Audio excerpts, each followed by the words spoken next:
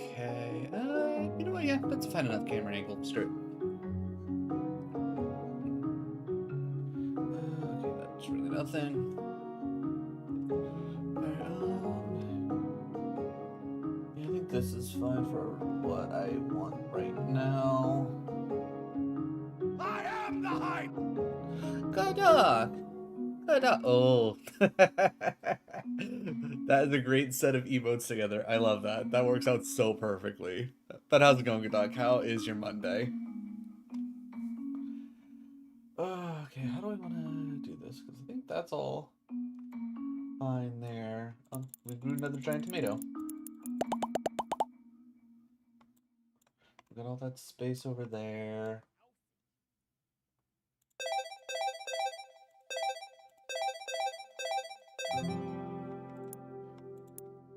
Let's go ahead and open that up because we got the money for it.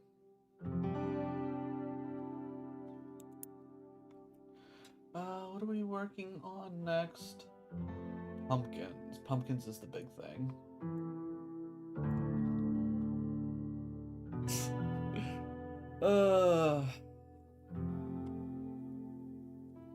Let's see. All right.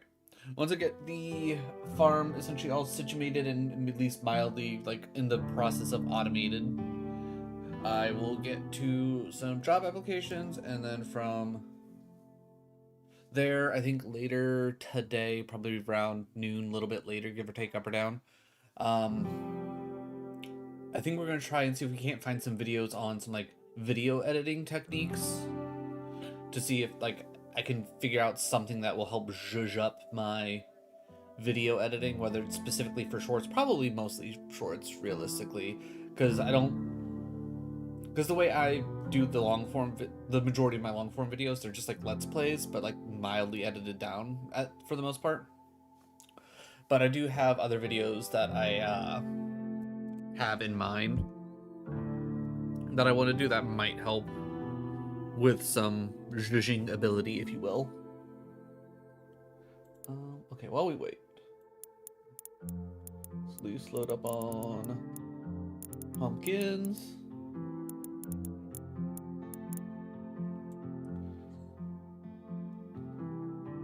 Okay, how many pumpkins? 80.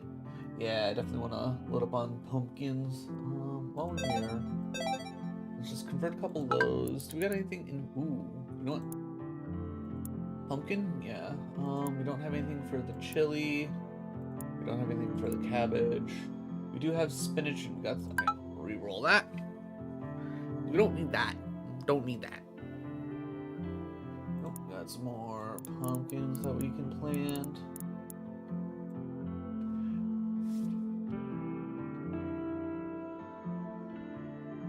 And then while he works on that, let's at least get the jobs pulled up so that way I can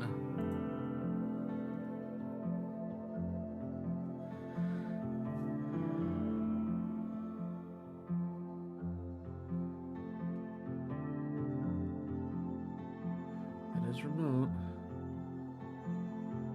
I don't know how much I trust this, but it's easy to apply, so. I've never heard of PeopleSoft. Yes, I'm okay with the 6 months contract. How many years of billing experience do I have? Or I've been up for 5 hours and I haven't eaten yet. Why? Because I don't want to cook. You know what? Fair. And I have nothing to eat that doesn't need to be cooked. You know what? Fair. I've been there. I've been there. I 100% get that. Do you have PeopleSoft experience in your last role? I do not. Have you worked in contact? No. Never heard of PeopleSoft before. Vendor risk specialist. I can't imagine that's anything for me. Remote collections and yeah, sure. I'm a good collector. Nope. You do not need a fucking bachelor's degree. Oracle database. Yeah, I've never actually used Oracle, but not like you need that. Cash applications. Cash applicating is hard.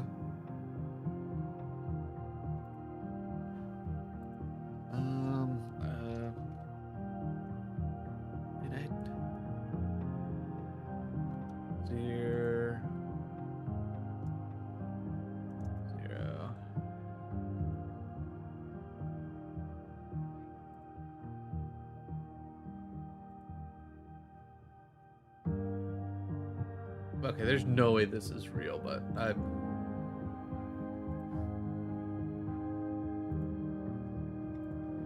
there's no way someone's out here trying to pay $150 to $170 an hour for frickin' accounts receivable specialist. There's just no way. Thank you for joining the farm. Oh, let me update my title now that I'm thinking about it. Because I will say switching to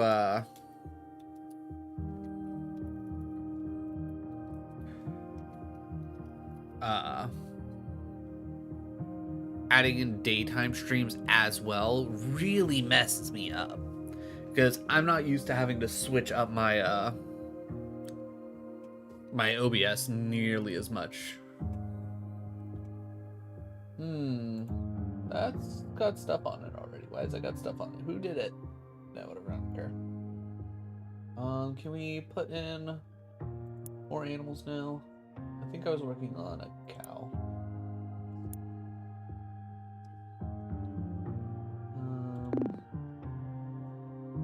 I don't fully understand what's going on with the animals. Like, I have the whole other feeder, and I got the 6, well, the 3 cows, the 3 pigs, and they're like all in this feeder, but there's this one that's not getting anything done, but I can't actually do anything with that, with any more pigs. I don't understand.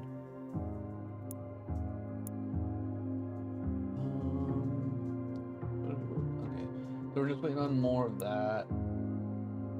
Okay, cool. I think we can finally consider this like full automated mode at the moment. Hey, mates. Do I do anything, or am I? So, your little character in there will like automatically do like little tasks like watering the plants, harvesting the plants, transporting the plants, help working on build things if I need anything built type of deal. Other than that, if you do want to change your color, which I don't know if you can or not, because VIPs come in this shiny goldeny color, but if you do want to change your color, command insert whatever color you want to be. As far as I know, you can do just about any like simple color. If you do like aubergine or like chartreuse, it's not gonna take, but like, you know, red, blue, green, yellow, orange, black, white, you might even get away with like a teal. Oh yeah, I can't pay attention to any emails coming in now because everything I apply to, it's gonna set me up. Oh, well, that's a work day, can't apply to that.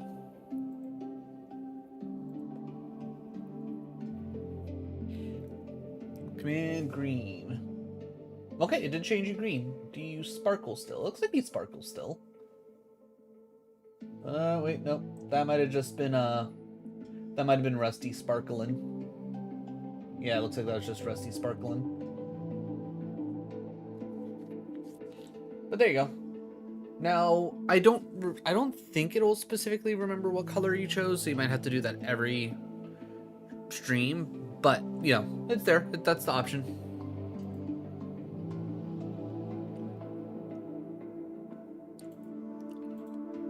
Which I will generally say, I've enjoyed this little Rusty's game. It's been fun. I especially like it for the background music, specifically. That's my big thing.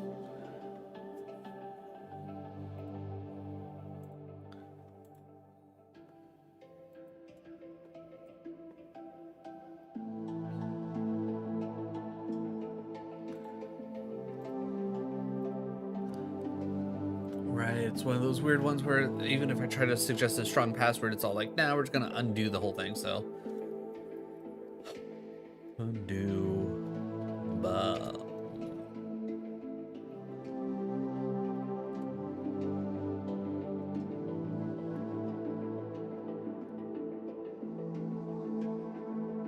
Oh, that's the Penny bark. Everybody give me one moment. Penny wanted to go outside as soon as I was starting stream, and now she wants to come back in, so give me a second. Obviously, I'm just gonna keep everything up. Just gonna hide the camera real quick.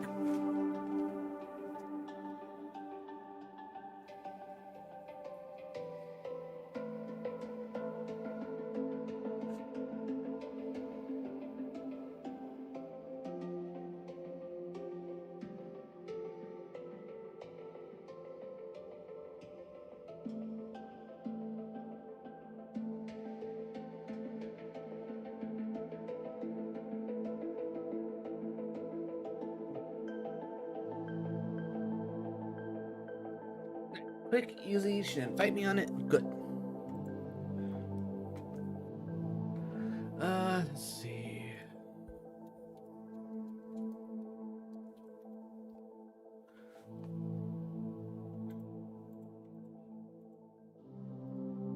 Thanks for all that. How'd you hear about us?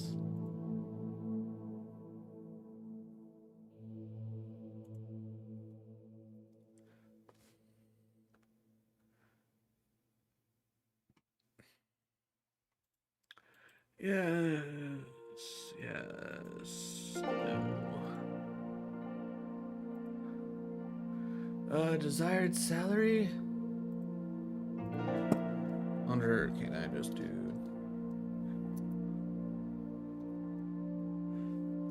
like 22 an hour? Nope. Please provide LinkedIn profile. Okay. Submit.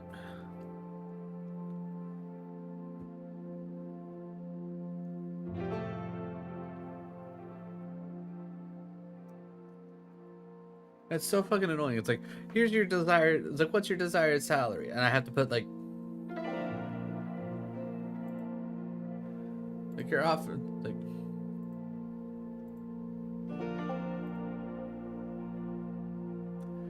ridiculous. Well, wait. Submit. How many years of billing and counting?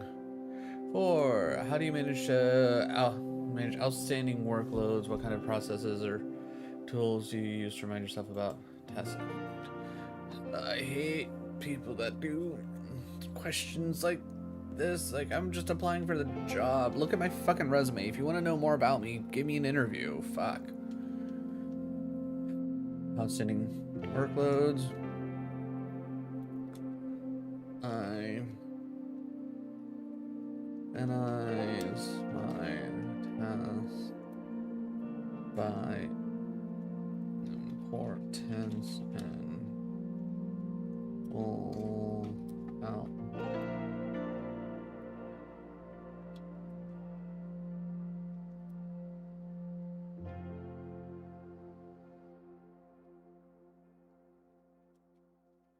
each task.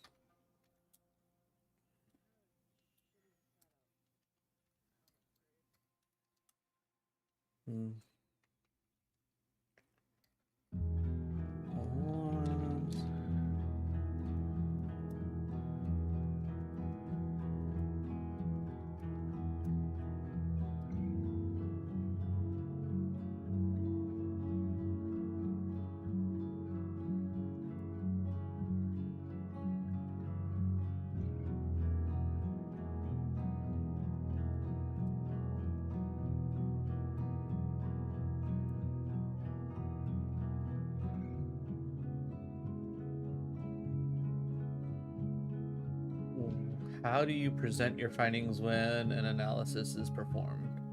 The fuck does that even... What? Like...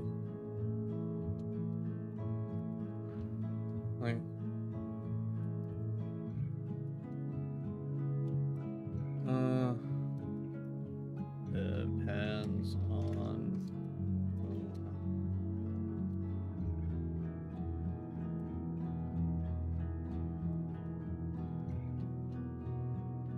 With a song and a dance.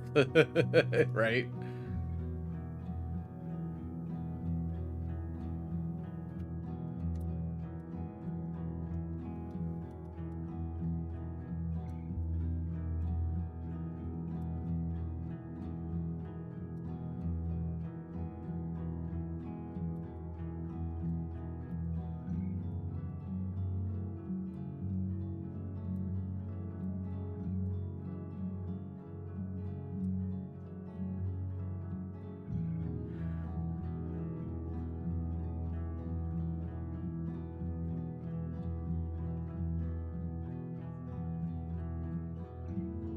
Have you been responsible for handling discrepancies, processing collections, such as...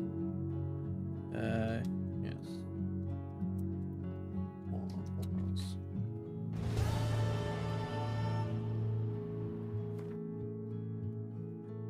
Amber glue. Can I take to prom? I feel like you've had that one before, but I believe in you. I think you could do it again. Also, again, thank you so much for inviting me to play some Night Rain the other night.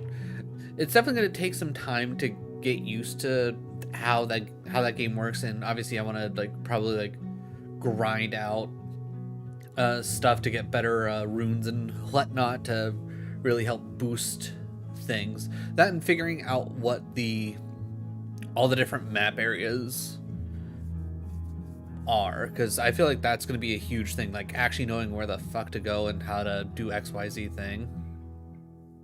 You had fun? We should play again? 100%.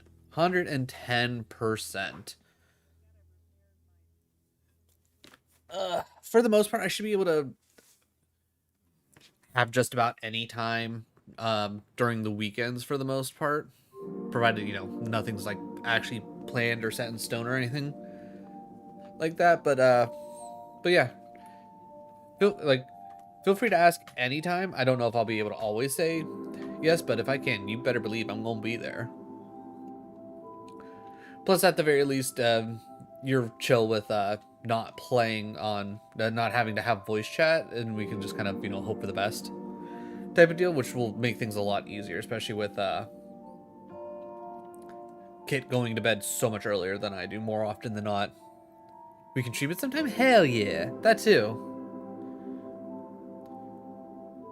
Well, depending on how long it takes me to get through Elden Ring, that might not be bad to hop into. I don't care about voice chat. We can always type. Exactly. Let's see. What would I rate my Microsoft Office Excel? I was like,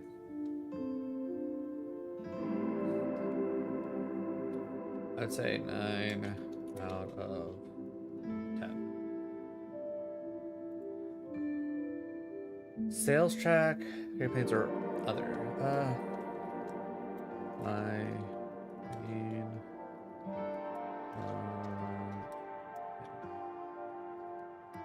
is in stage.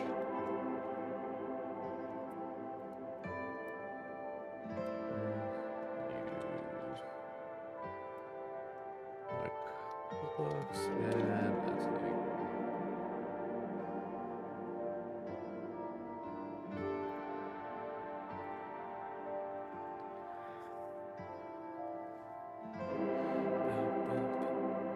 Okay, swipe all those away. Let's see. Oh yeah, you want to find it. You want to hear something that I found surprisingly interesting. Apparently, my Pokemon Stadium live stream kind of went nuts after it became a VOD on YouTube. It's up to almost 150 views now. I was like, where the hell did you all come from? Apparently, people like Pokemon Stadium.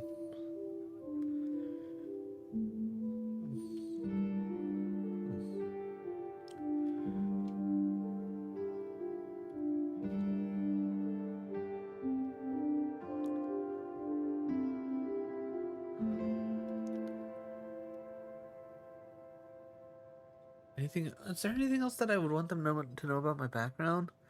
I have remote experience. I have manager experience. I have 4+ years of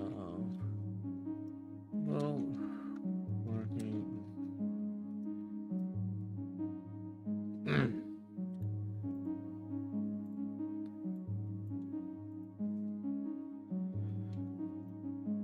I'm trying to think. How long was it?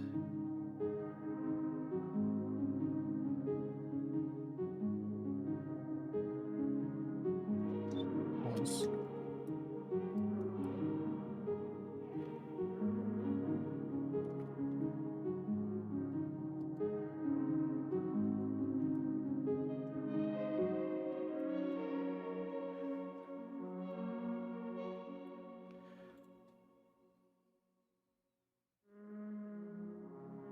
Okay.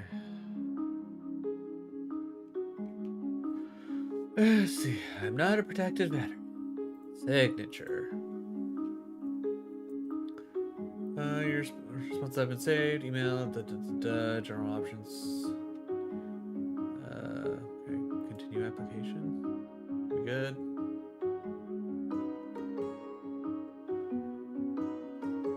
Yeah, okay. Oh, submit. That's what I did wrong. Alright, no, I do not have a disability.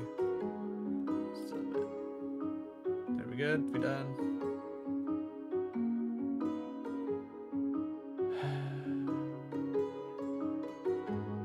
Oh, okay. Alright, if it's only a few minutes, I got that, like...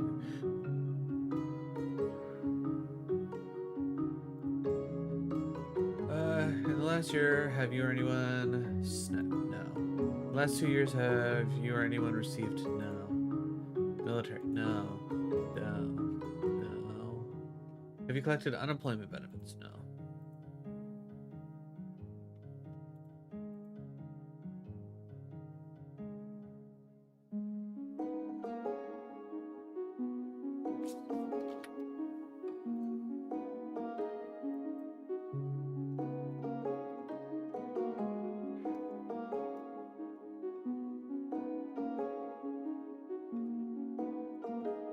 I'm not giving you my social security number. Fuck off.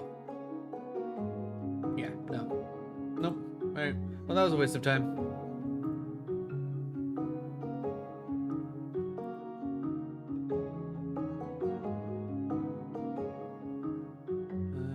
No, I'm not doing a hybrid. I'm accounts receivable specialist. I don't know. No, wait. It said something about familiar with coding. Nope. Remote medical accounts receivable. Sure. Next.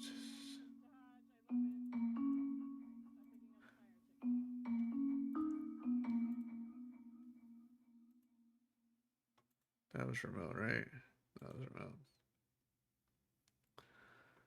Apply for this job.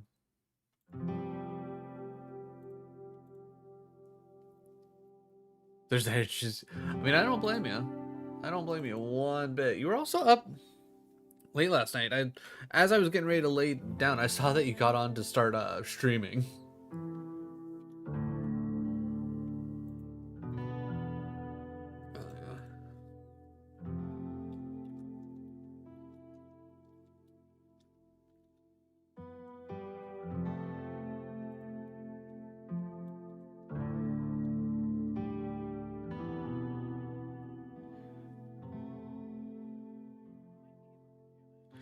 Oh yeah. Before I forget, let me just copy. All right.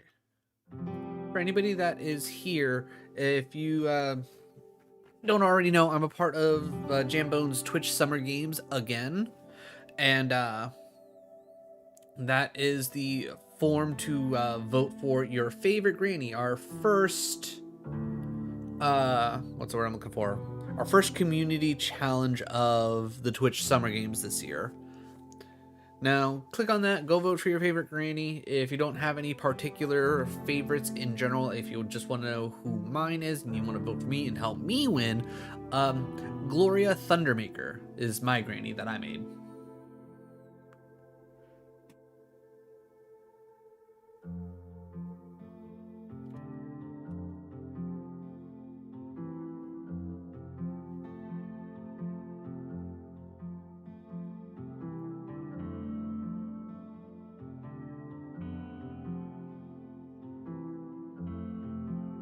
Yeah, make horrible choices. I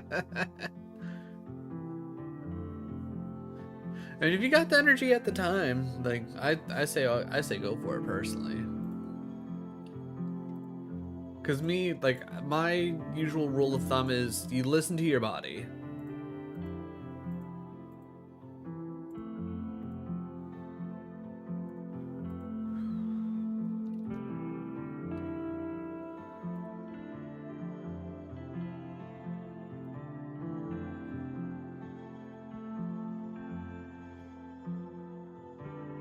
Application was submitted. Cool. But yeah, if your body tells you you're tired, you take a nap. If your body says it's hungry, you eat some food.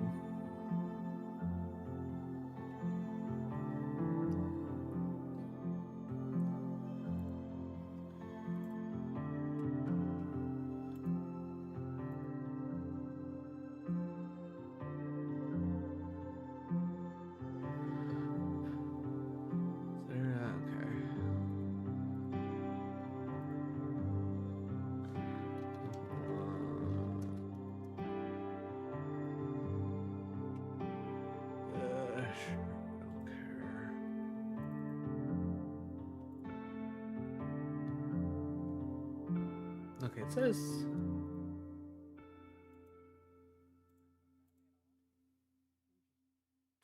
Okay, never mind. Yeah, I got no idea what that.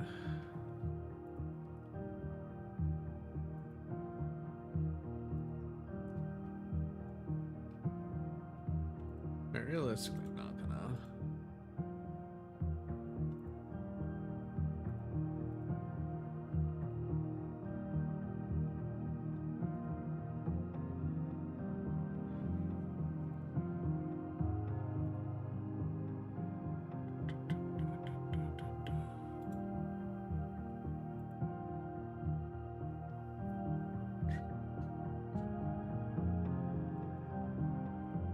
Alright, can I just do suggest strong password? Cool. Create an account.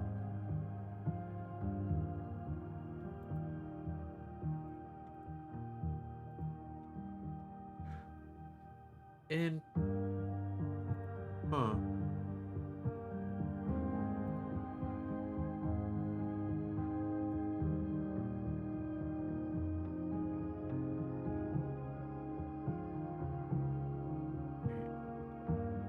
Harry Potter, Dirty Stripes, Glassdoor, Indeed, other.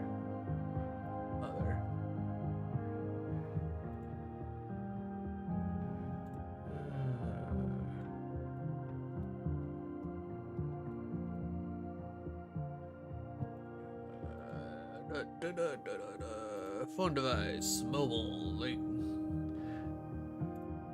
there's not that many people out there that have landlines at this point, let's be real.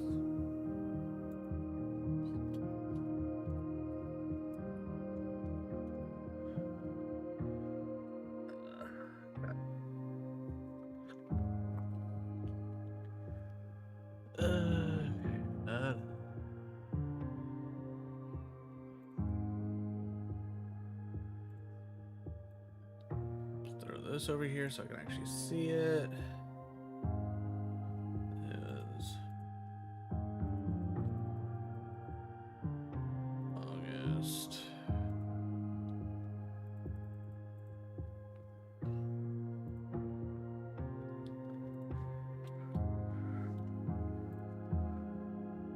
Alright, that one actually. Okay, yeah, that one's actually cracked.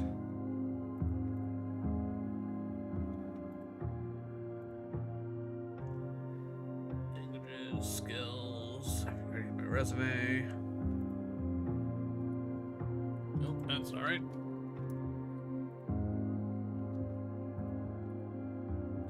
There, continue.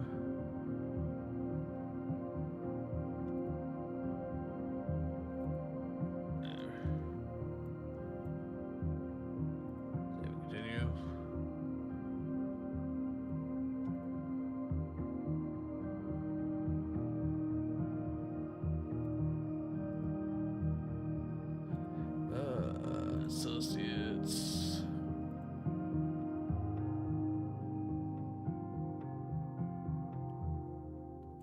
It's gonna be 35 to 40 material. Let's see. Do you have the capability to successfully work from home? Yes. I'm willing to relocate. I will lie my ass off. It's a remote job, so I don't care. And yes.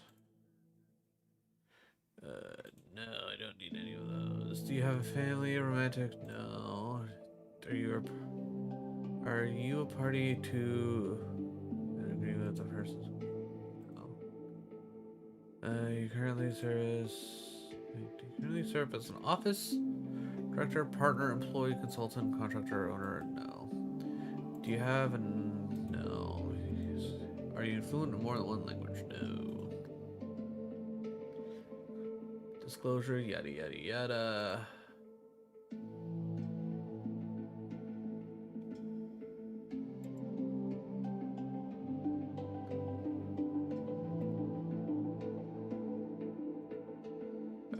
I don't care. I don't care.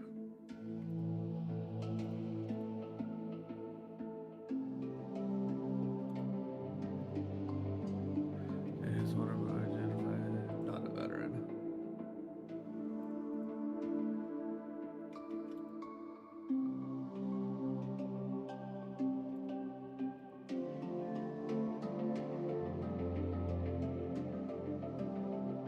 disability. Save and continue. Alright, and then, okay, that's just going through everything. Submit. Application submitted. Cool.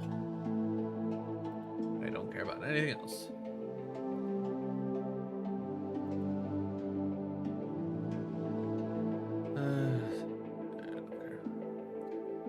Next. How many years of NetSuite?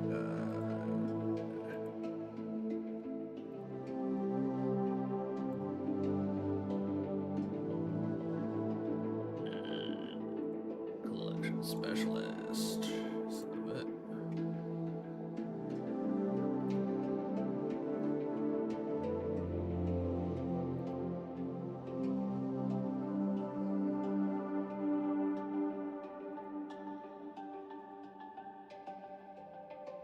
Let's see if it's only temporary. I mean, I might have a chance. Contact center agent. Not for that much. Remote customer care associate, and you're offering 11 to 60. No. No, get out of here.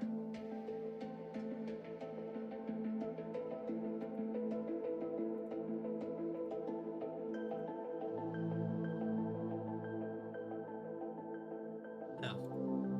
That one's on site. Well, damn. Oh.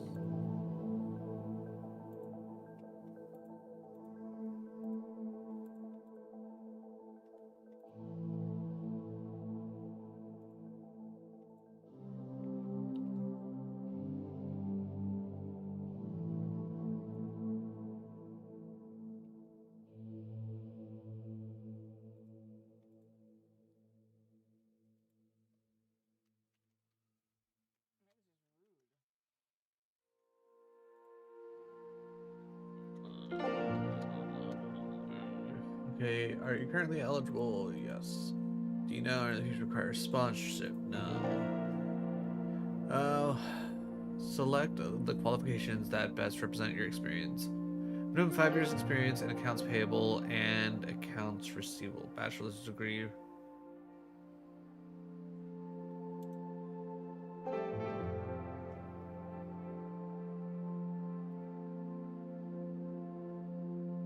Okay, you know what? Never mind. A little bit above what I got.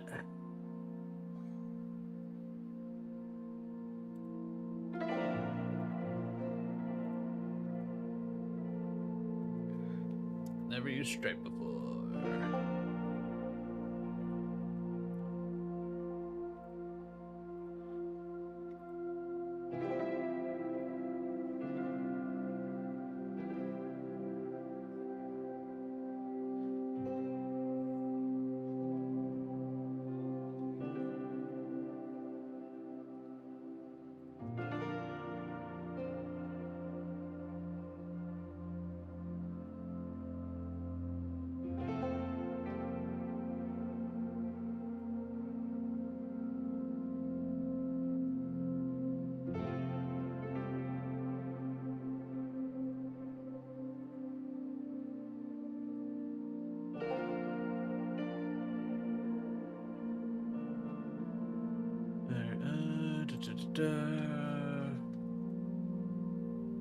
Yeah.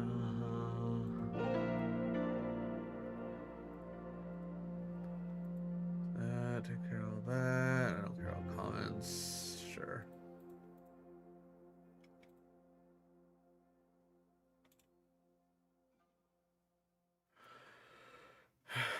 Swipe all that away. Don't care about that. None of those matter. Alright, information is thank you for replying. Woo, that's one down. Sales and billing operate. For $24 to $38 an hour.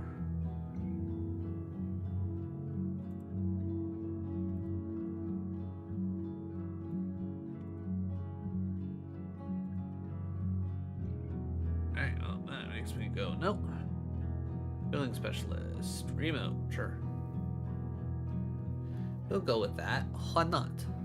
How we doing over here? Ooh, we gotta click on our bees. Ooh. Did we finally? Well, apparently we murdered it on the frickin' pumpkins. Alright, my god, there's so many vegetables that we can plant. Holy cow. What do we need from here? We need the purple thingies, and we need asparagus? Spinach. That's spinach, really? Okay. We got any spaces open for the purple bits?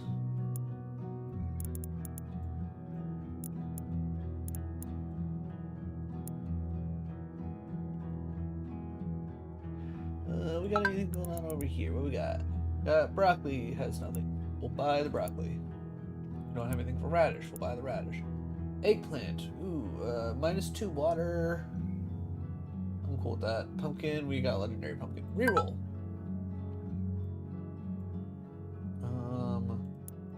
Let's see, animals.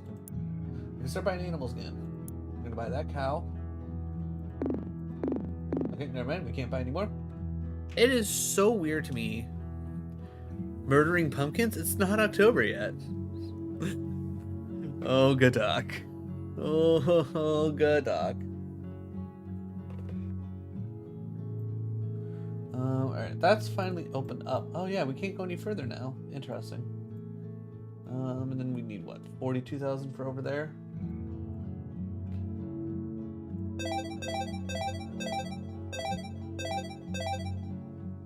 Alright. Let's go ahead and bulldoze that.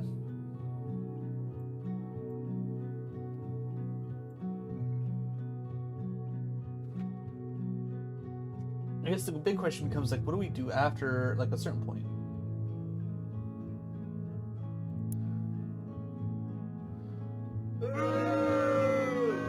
You know what? Get a couple more of those bushes. Am I poor? Oh, yeah, I'm poor. I'll close that off. Alright. Alright.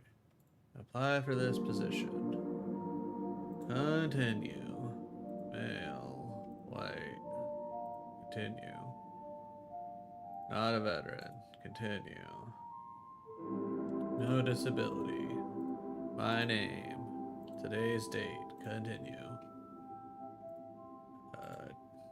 Here is my resume.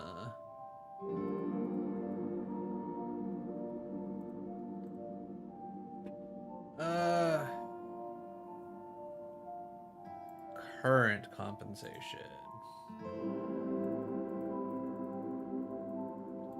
I'll just go based off of what my last one was. What are we looking at?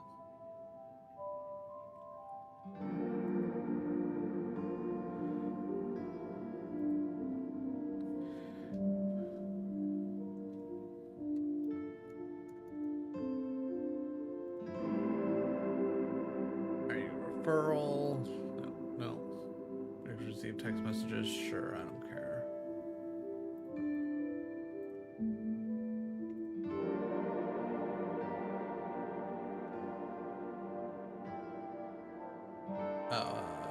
Your information has been uploaded successfully. Okay, cool. That's done. Don't care. I'm so annoyed. I figured I'd order a pizza, but the pizza place I want to order from hasn't fixed their new website yet, and it's claiming my address is outside of the delivery area, so I have to call them in if I want to order. Man, the universe is just making you work to get your food today.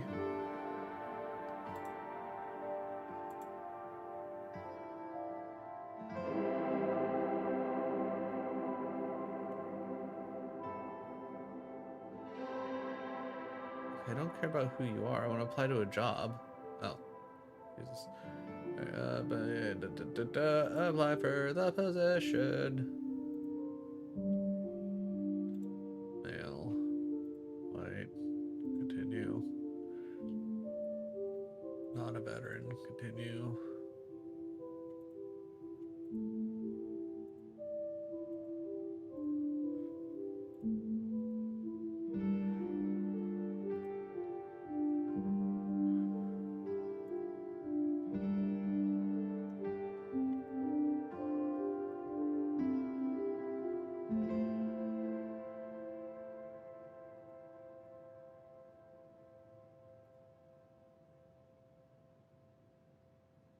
Okay, cool.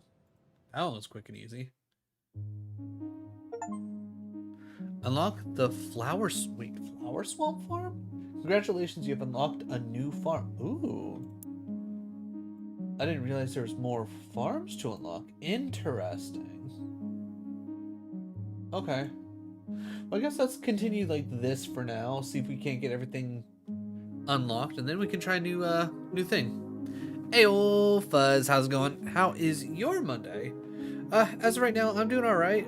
Getting some job applications put in. Gonna try and learn some. See if we can't like find some neat like editing tips and tricks to maybe zhuzh up our editing skills for future videos and whatnot. Other than that, like doing pretty good. Had to switch around my overall streaming schedule a little bit for this week because my buddy Adam, who I'm doing the seamless co-op of Dark Souls 3 with, he had his days off changed from Wednesday, Thursday to Tuesday, Wednesday. So now we can't do seamless co-op on Thursdays. So now I've moved Elden Ring back to Thursdays, which actually really works out because I haven't had a chance to practice Melania pretty much at all. So this should help, give me time to get used to her, and maybe we can actually beat her this week. Today is going to be Radical Red Randomizer instead of on Tuesdays. Tuesdays is now Retro Days, and then Wednesdays is going to be Seamless Co-op Days. Just plugging away at work. Nice. Well, hopefully it's going nice and smooth. Let's see. Credit and collection specialist. Sure. Especially if it's an easy apply. I'll apply to any easy apply without thinking about it.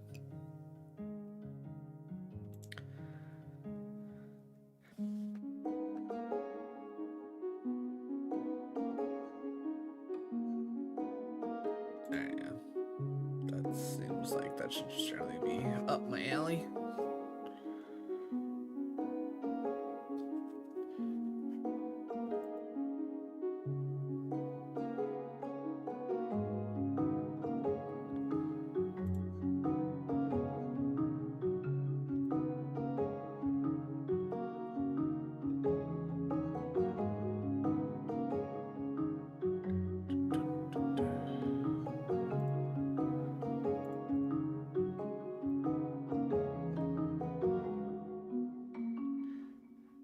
Oh, good. Another job application where I have to create a password that I'm never gonna remember, so I'm just gonna throw in just random hoopla.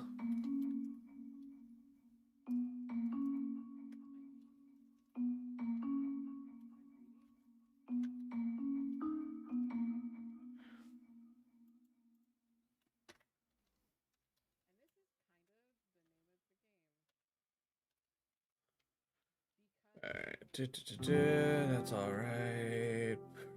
Plug in all that. How did I hear about you? LinkedIn. Yes, I'm legalized to work. No, I will not require sponsorship. Electronic signature.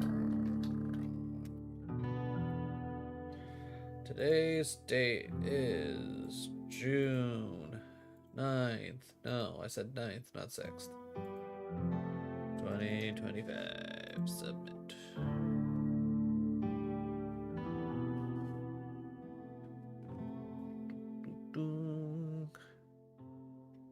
Sure, save it. Why not? Because, I mean, I'm probably never gonna come back here ever again, realistically.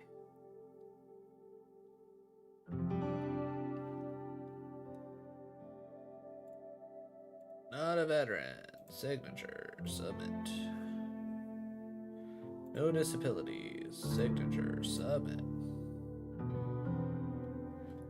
Application was submitted. Processing specialist.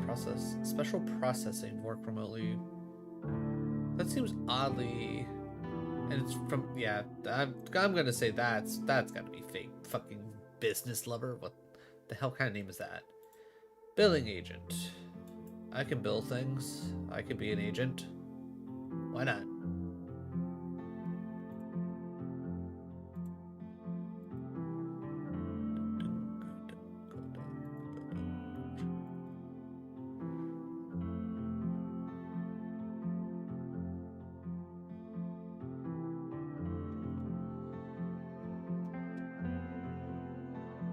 An error occurred while... Okay. I'm gonna say that's a sign. I'm gonna leave. My editing software doesn't like MKV files, so I will know if I can use the file tomorrow because the conversion will finish while I'm at work. Okay, but it did download. That's the big thing, because if it downloaded. Okay, cool. So we can use the Dropbox. It took me like 6 hours to fucking upload the damn thing, but we at least have that as an option.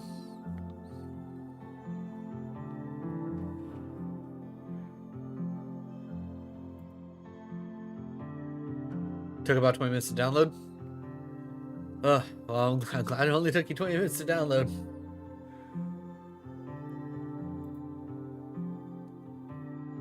Because uploading 50 gigs worth of data, that was not fun to Dropbox because it did not like it.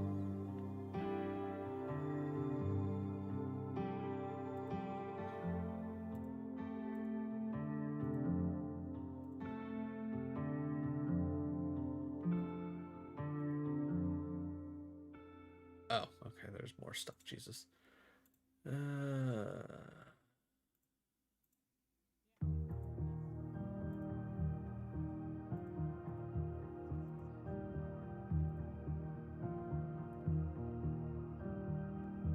Huh, well, that was easy.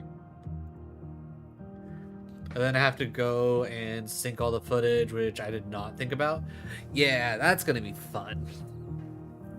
That's gonna be fun to do. But that'll be a fun project for you. I'm not gonna lie. Glad it's not me, because that does not sound like a fun time.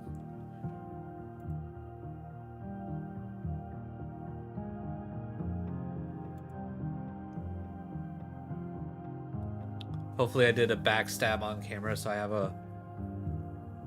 I mean, I would imagine you should have done a backstab on camera somewhere. I mean, you did start recording well before you actually did your intro. So theoretically, I think I also started my recording before you turned on friendly fire and then backstabbed me.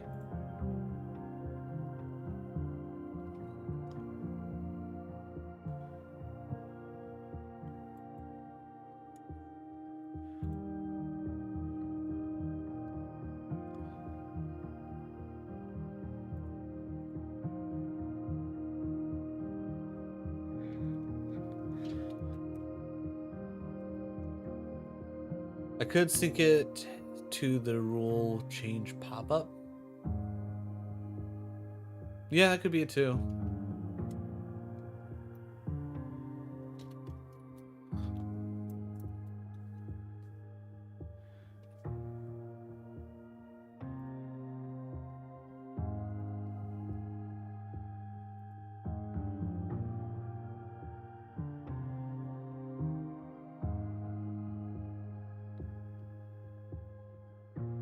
Okay, well, I can't do this one because it's like, hey, what university? Actually, wait.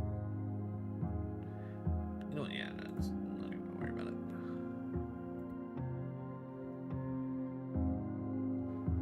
Your footage was only 12 gig. Interesting. Let me look at mine.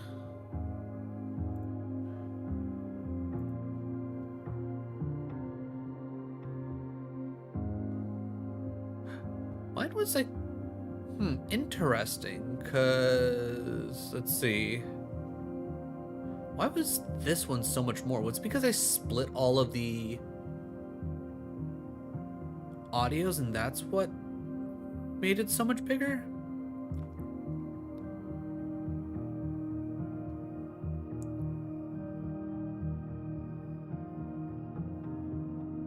Yeah, because that's 47, and that's like a little under 3 hours. But I also have like my most recent Elden Ring, and that's only 22. Why?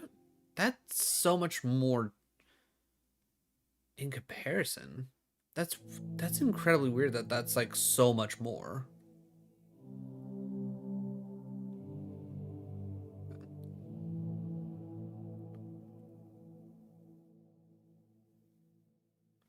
I mean, 3 hours of Mario Party was only 5 gigabytes.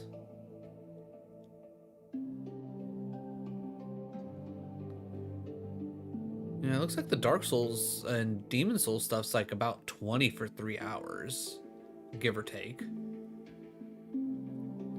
Okay, Dark Souls Demon Hammer Part 2 is about 30.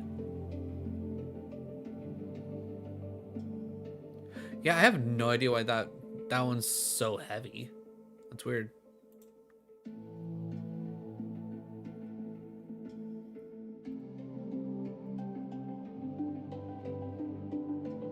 But I don't know enough about technology to explain why that is.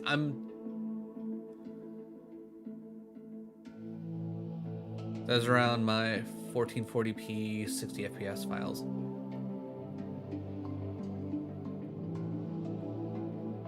I don't think I have it set to like 1440p. I know it's like I think I have everything recording in 60 FPS, but I don't think I might actually, come to think of it, I don't really record a lot of things from like me playing it on like directly from my computer.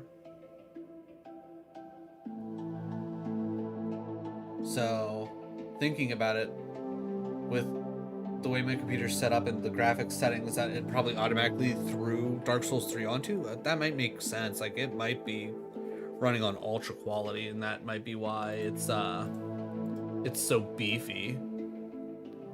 Didn't even think about that.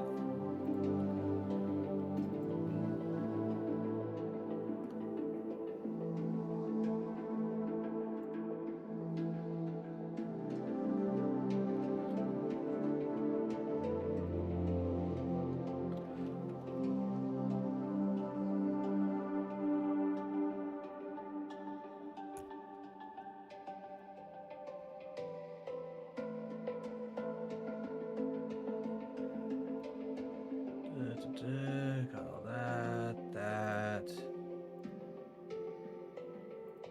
Job board, LinkedIn.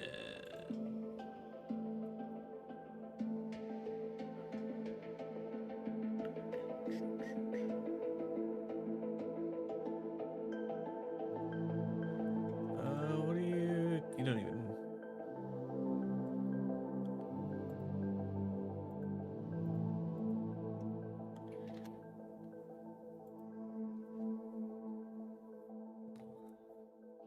We just have to get to work. I'll have more answers. Okay. But yeah, let me know because if I need to make any changes anywhere, I can definitely do that. Now, granted, I don't know where I'd make those changes, but either way. But have fun at work. Hopefully, it isn't too rough for you. No sponsorship. Jesus Christ. Are you currently employed by any of our partners?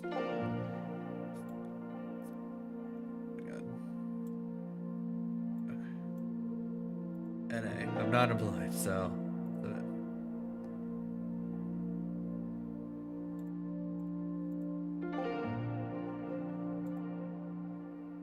Alright, submit. Also, ads starting here in about 10 seconds. If you want to watch over on YouTube, click the pinned message. As far as I know, less ads over there.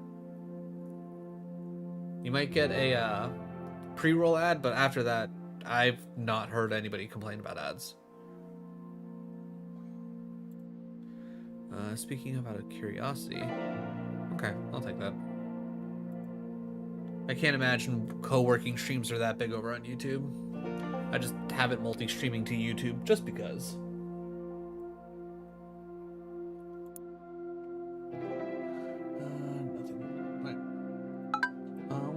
these berries. How much more do we need? Well, good thing we planted like 3 more of those things, because they are taking forever.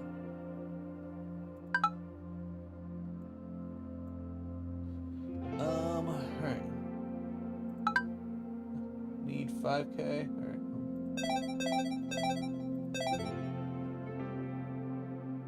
Alright, how many more of these can we build?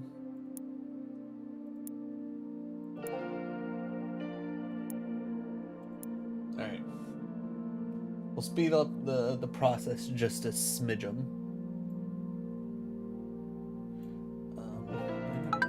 What do we got going on here? Red cabbage for 16. Alright, let's do a quick convert so we got some money.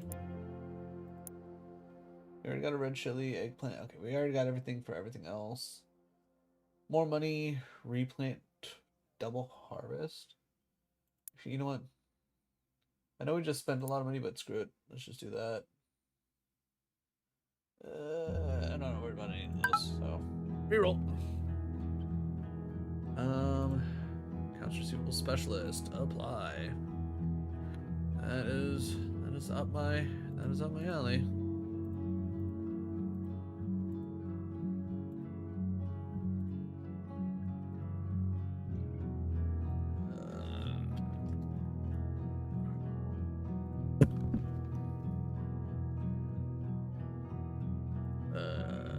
Yes. No sponsorship.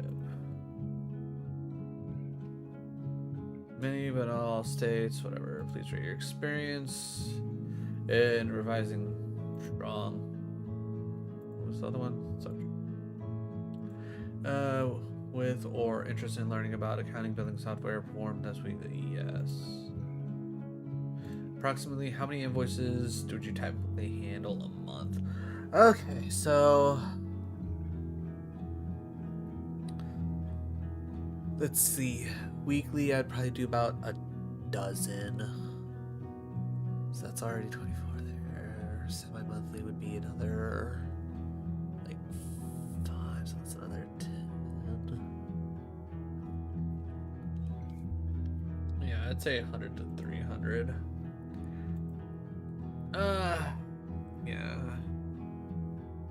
What's the typical amount of invoices you'd per dollar amount? Yeah, no, I'd try to be, yeah, that'd be 1 to 5 mil, or actually no, 100,000 to 1 mil. What interests you about this role? Let me take a look. Culture about this role. Customer specialist reporting billing operations. This role is a great opportunity for someone who's excited to serve as a liaison between deal, voicing, collections, customer outreach, internal coordination, data integrity. Like, yeah, no, those are all things that and what is that? Like, this feels like a very formal.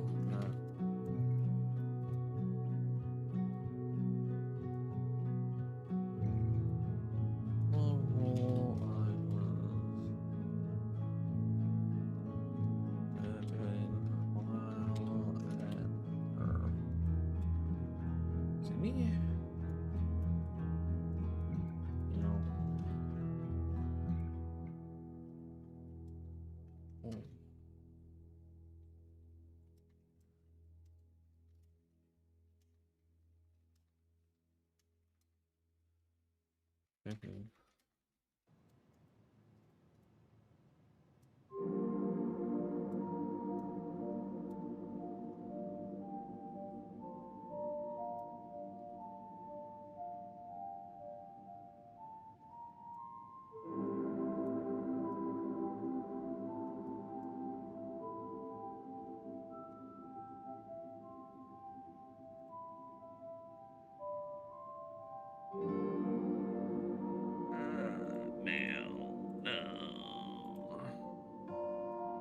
Nope. Wait. Veteran says I'm unprotected veteran. No, I do not have a disability.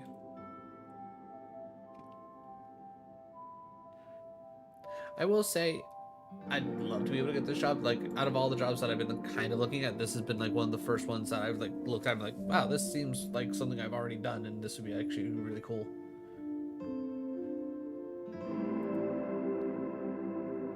Sure, I'll collect people's taxes. Do I live in Ohio? No, because Ohio sucks.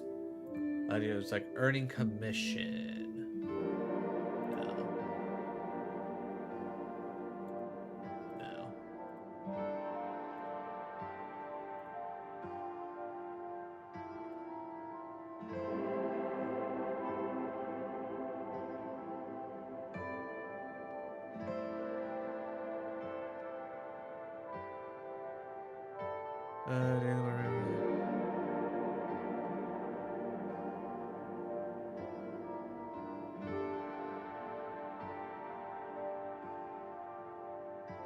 It's easy to apply. Fuck it. At worst, I just get another no. Alright. So we've been doing this for about an hour. I'm already 2 pages deep. But I do want to see if I can at least get like maybe one more page in. Also, I shouldn't need lunch too soon because I had breakfast right before I started stream.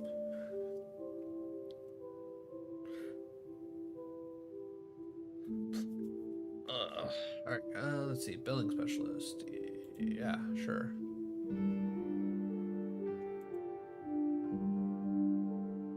Thank you for...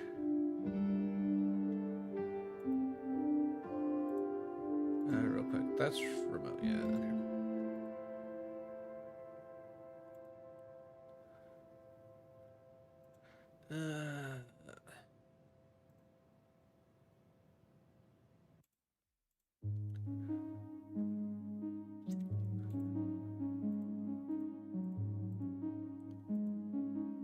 If someone in here is like a programmer, just, you know, tossing this out there, giving you probably a $1 billion idea. Create a program that people can input all of their job application information, and no matter what website they go to, if that question pops up, then it will automatically fill it out.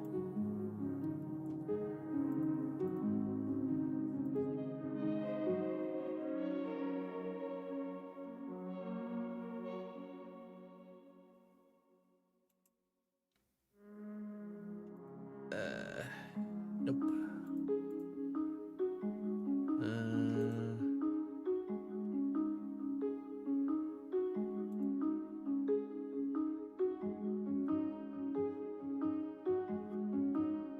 Because I will very much so say I'm so sick and tired of having to apply to jobs where I answer the same handful of questions over and over again.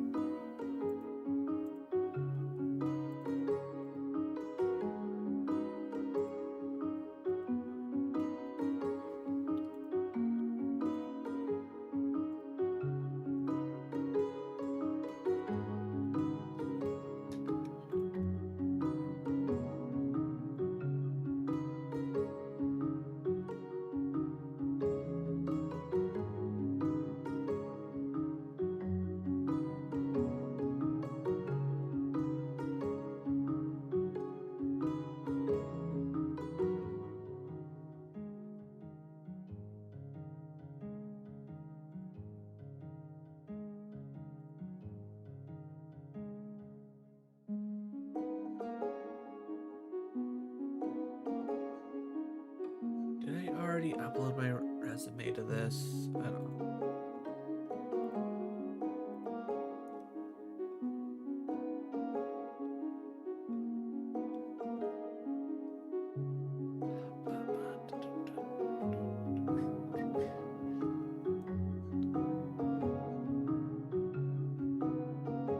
Still uploading, still uploading. Okay, cool. Did all that.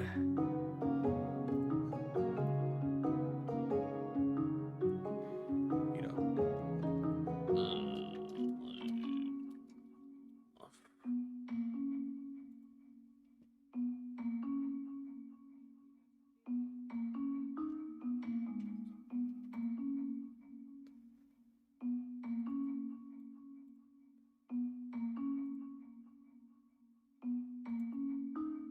literally had all those things.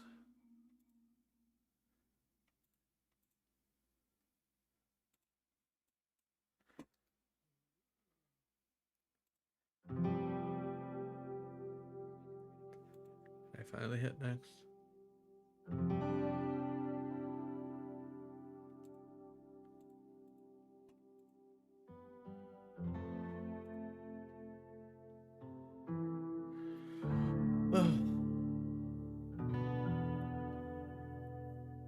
Applying to jobs has to be the most mind-numbing thing.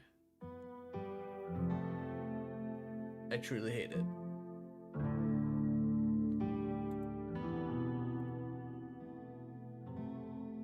Okay, I probably don't need this anymore. I've never worked for whatever the heck this place is called.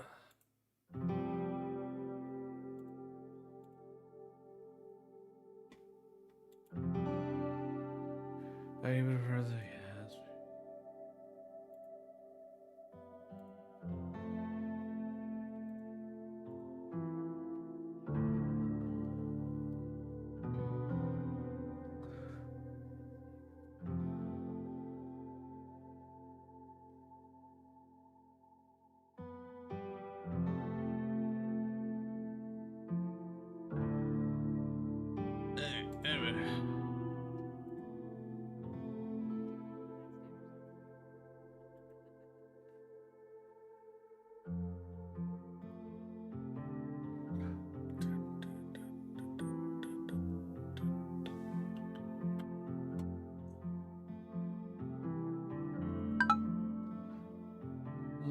Not sure how I should feel about there already being a bunch of seats over here. I have no idea what any of these are.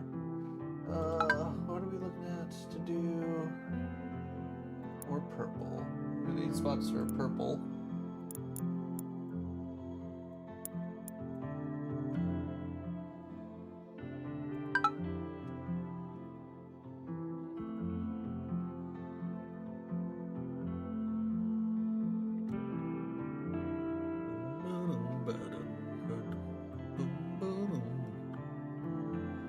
We'll name that.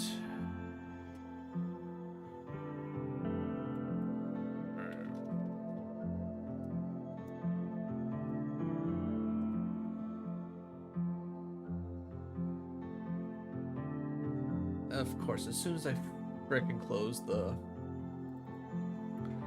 my stupid resume.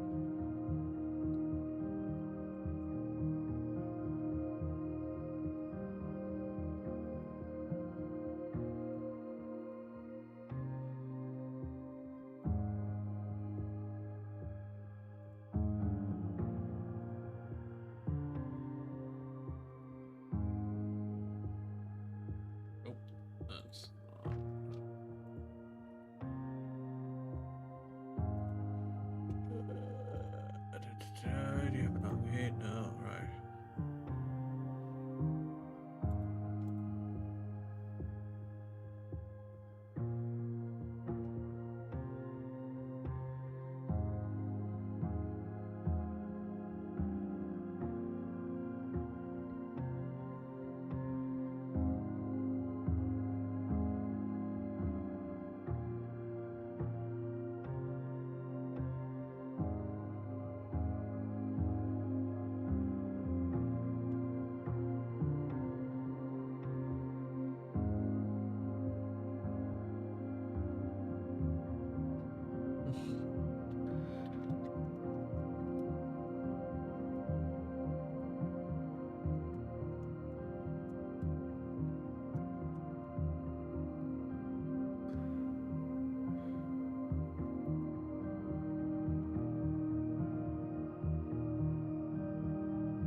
Never mind.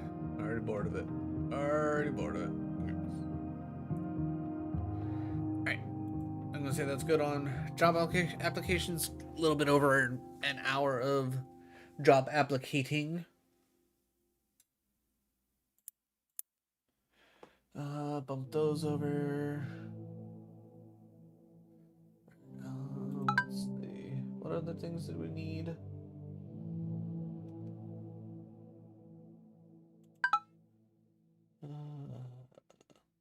Not crazy on money. How much for another? Almost 10 grand. Goddamn.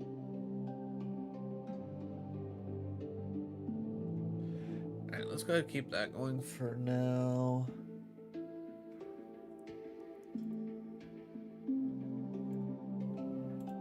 Let's pop this over to here. Switch to this. On that.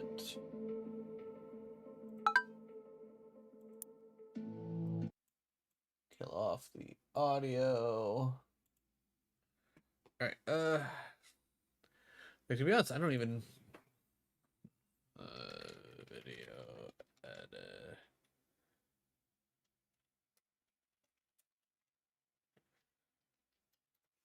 Tips and tricks. Screw it. Why not?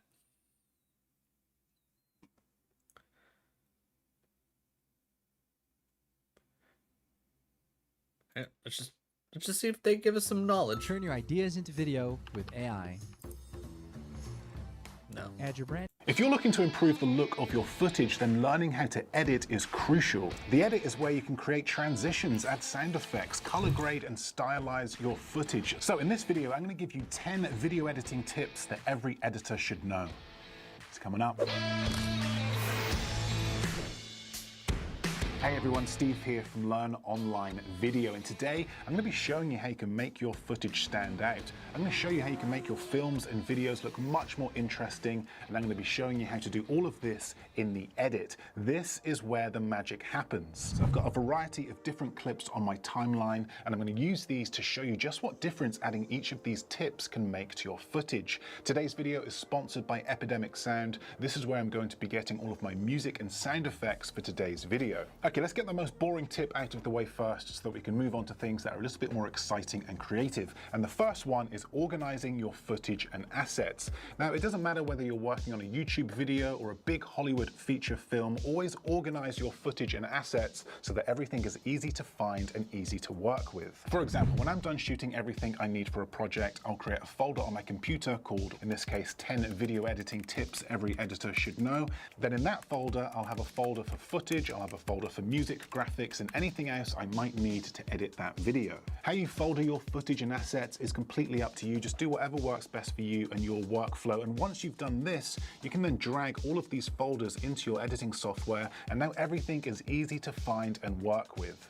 Okay, moving on to something a little bit more exciting, speed ramps. Speed ramps are when you speed up or slow down part of your clip, but rather than an abrupt speed up or slow down, you gradually accelerate or decelerate. Take this drone shot rising up through the streets of Paris to reveal the Eiffel Tower, for example. Now, this is a great shot, but the problem is it's a little bit too long. What if we want to get to our focal point a little quicker? Well, this is where we would use a speed ramp. So I'm going to play my clip and then stop it where I want the speed ramp to start, about here. I'm going to select Shift B. I'm then going to skim forward to where I want my speed ramp to stop and press Shift B again. And I can now speed this part of the clip up. So rather than it being 100% speed, I'm going to go to custom and I'm going to type in 3000%. Let's take a look. Much better. We now get to our focal point much quicker. Now we could of course just cut to our focal point, but Okay, now we have to play a game of, is that even an option for me in DaVinci Resolve? Because if it's not, useless tip. Because like, hey, here's this thing for your video editing software, but I don't know if your video editing software is the same as my video editing. Like, like smart tip. I like the idea of it. That being said, like doesn't necessarily work that way. Let's just out of curiosity. Oh right, never mind. Routing manager.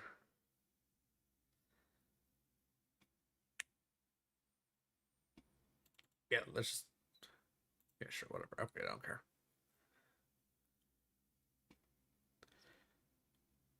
All right, wait for this to load up a little bit.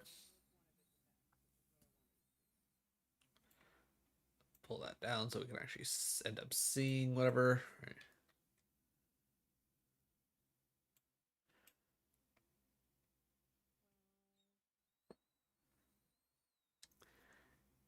They said Shift B. Let's see if Shift B does anything. Which probably not, because, yeah, I was going to say B turns my thing into a cut.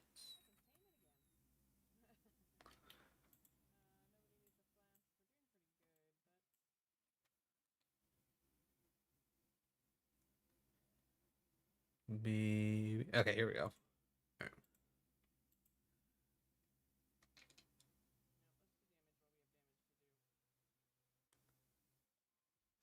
Oh, weird. It changed my audio output for some reason. All right, preferences, video, audio.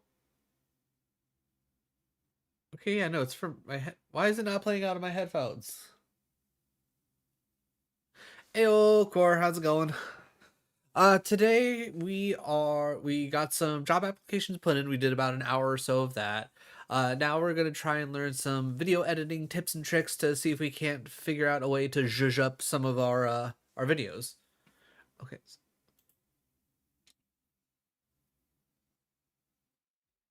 But why? Why? Why are you playing out of there? That what? You should be in my headphones. Why aren't you in my headphones? Output headphones. Cause like, okay, so save that. Okay. So that makes sense. All right, now preferences, headphones, save.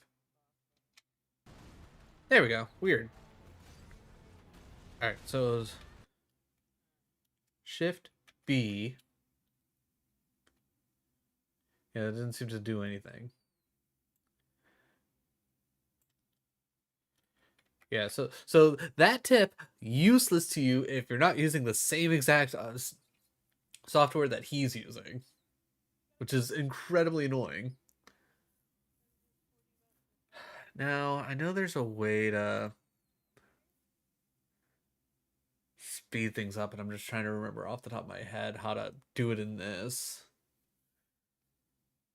Because I like the idea of like, it's like trying to get from point A to point B quicker. Like that's not a bad idea. I don't think that's not necessarily something that I'm going to use a lot of, but it's like something like that's a good thing to know to be able to do. It's just now I'm trying to. Was it keyframes?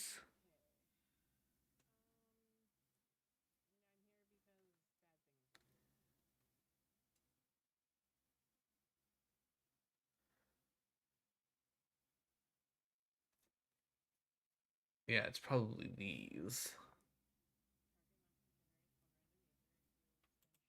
Times speed. So do I draw? Okay.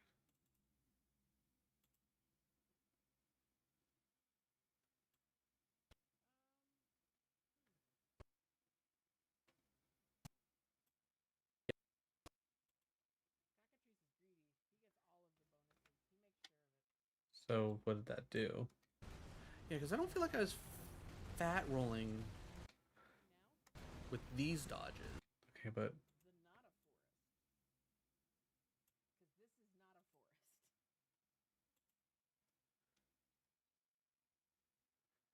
okay, I don't like. It's not like giving me like I don't understand. So like I could switch back and forth between the two.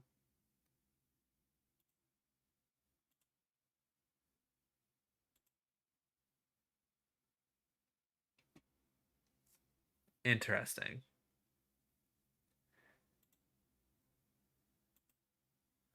So again, I can put markers, but oh wait, hold on. Do I need to? Is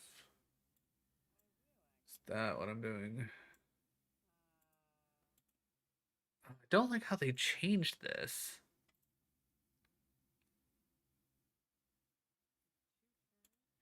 Because there used to be like a little marker here down at like in the bottom corner of this that I could click on that like pull up a whole thing here that I could like work with. And I think that's how I was like originally retiming things.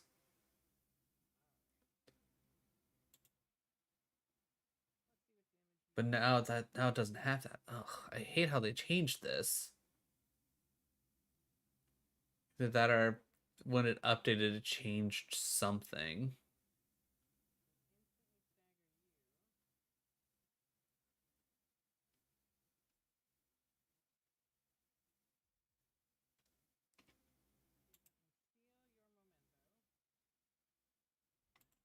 I wish I knew what it changed.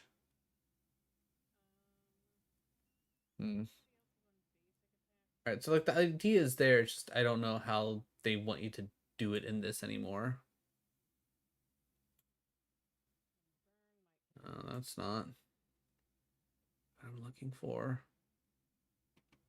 Right, keyframes apparently just mean nothing.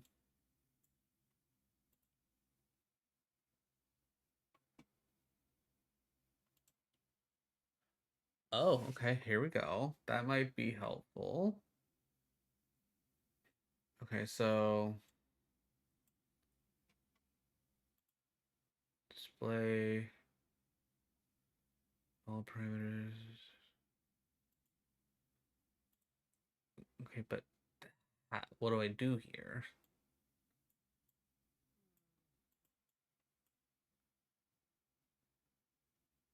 That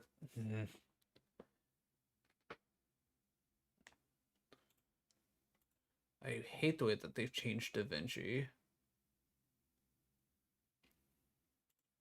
Da-da-da-da. Inspector.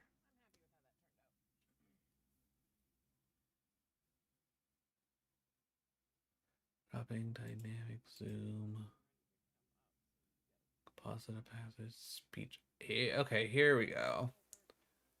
So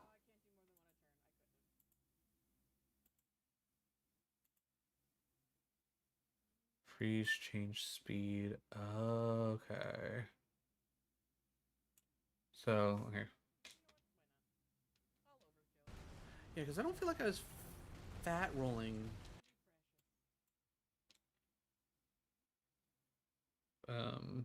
Okay, wait, what? Why did? Okay, what the fuck happened?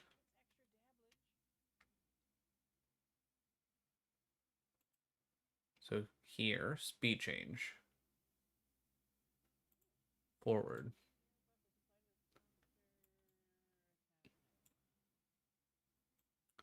300%. Yeah, because I don't feel like I was fat rolling with these dodges. Okay. And then it just automatically shot us ahead like a million years. I don't... Alright. This is probably something we're going to have to try and relearn, because clearly this is just not it anymore. What is up, my kings, my queens, and my Elden Lords in between? I'm Lord Rossmel. This is Elden Ring, and we're still doing...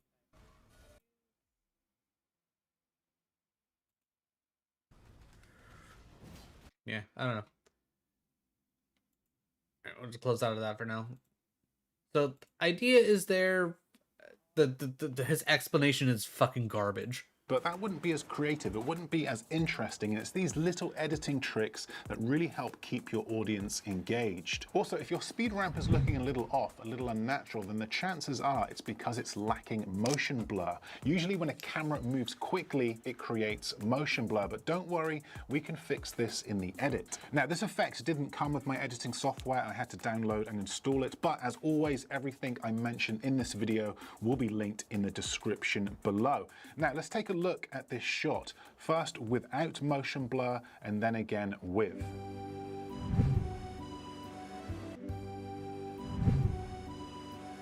It's subtle, but it definitely helps improve the look of that shot and gives it a much more natural look. The Ken Burns effect. This is where you zoom into your footage in the... Okay, like, the whole idea of the motion blur, interesting, but the problem is, like, he didn't, like, explain shit all about, like, how it works. He's just like, I'm just gonna put it in. So, like, okay, so it's Selfie? The hell's Selfie? Is that an editing software?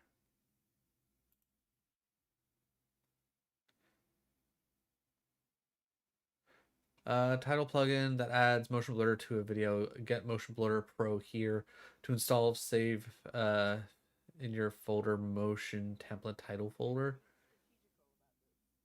System requirements: using vertical shot video, you need either adjustment layer between. Yeah, no. Edit. Let's say you've got a static shot like this one here, for example. It's okay, nice framing, but adding the Ken Burns effect or zooming into our clip is going to help bring it to life more. It's going to help guide our viewer's eye and draw them into the scene. Take this gimbal shot tracking to the right, for example. It looks okay, but now let's add a zoom, and now we have this, a much more dynamic shot with the camera tracking right and zooming in. All of the clips in this sequence are static shots, but with the Ken Burns effect added, we now have this consistent zoom effect, bringing much more focus to each shot. Now, there are a number of different ways that you can add this effect. Some editing software will have this effect built in, others you might need to do it manually by adding keyframes. The most important thing here is to experiment with this technique and use it to pull your audience in. Okay, number 4, sound effects. Sound effects are a great way to take your footage to the next level, and the possibilities are endless. You could use a whoosh sound effect to transition from one clip to another. You could use them to make your shot more dramatic. You could even use them to make something that would ordinarily be quite boring, like picking up a phone, and make it look and sound much more interesting. Also, did you notice we combined techniques there? Not only did we use a whoosh sound effect to pick up the phone, but we started with a speed ramp. Now, as an editor, I highly recommend that you have an archive of sound effects that you can just dip into whenever needed. This is really going to help speed up your workflow. I feel like that's something that's probably going to be useful for me in some way, shape, or form, is like figuring out sound effects to be able to put into like zhuzh up everything. Personally, I get all of my sound effects from Epidemic Sound because they have a huge archive and it's all really easy to find. You can literally just type into the search bar whatever you're looking for. Let's type in roost. Okay, but real question, is it free? Because if it's not free, let's see. That's gear. Do you just not have smartphone LUT, gear used? Oh, there it is. 3 for 30. Yeah, 30-day free trial. No. And there we go, a selection of Rooster sound effects. So the search tool is really good, but as well as this, they also have sound effects albums, and this comes in really useful. Each one is dedicated to a different category. We've got whoosh sound effects, weather, cars, ambient, and anything else you could possibly need. Also, I can access all of these sound effects from anywhere in the world because it's all online. So be sure to take advantage of combining sound effects with your footage, because this will not only help increase the production value of your footage, but it'll also help keep your audience engaged. Okay, number 5, music. Music has a huge impact on your footage. It creates an atmosphere. It can change the mood. It can change the way an audience reacts to your film, and it can help tell a better story. So, having a good understanding of how to edit music will give you a huge advantage when it comes to editing video. Take this woman running through an array of beautiful flowers during sunset, for example. With happy, upbeat music, this shot is positive, warm, and blissful. But if we change the music and maybe give it a darker, more moodier color grade, all of a sudden this woman could be running for her life in a horror movie. Again, just like with sound effects, it's really important as an editor that you've always got a good archive of music that you can dip into whenever needed. For this, I'm going to head back to Epidemic Sound, because not only do they have a really good sound effects library, but they also have a huge archive of music. Again, all really easy to find, everything from cinematic, hip-hop, rock, electro beats, plus they release new tracks every single week. So I'm going to download 2 completely different tracks. Go back to my timeline, and now we have this scientist. With inspirational music, this shot seems positive, like he's close to finding a cure. But with darker, more sinister music, he's an evil villain planning to take over the world.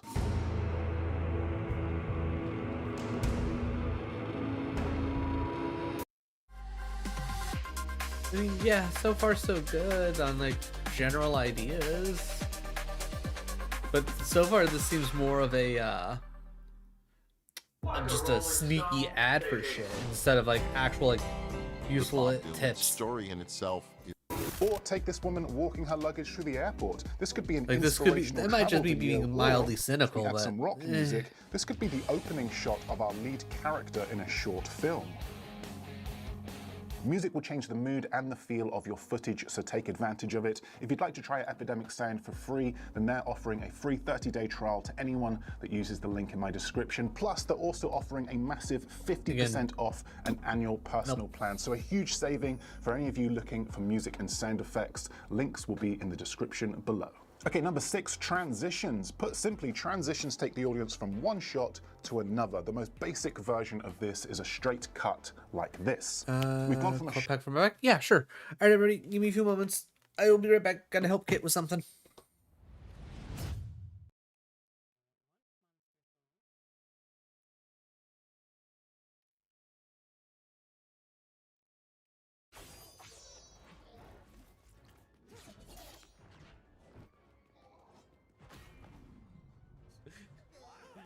It's Rabbit Mario's in love. I love it. Okay, so it's essentially rabid cloud strife gendermen. I love it. I'm here for it.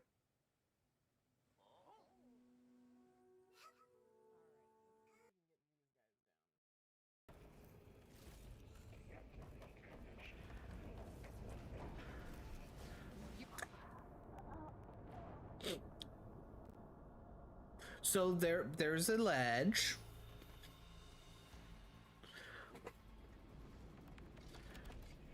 That, you know what, this seems like a safety hazard. Somebody needs to get a hold of OSHA. This is a safety hazard. All right, I definitely need to try and either move the router and modem closer or what? Hey, how's it going, man? How's it going?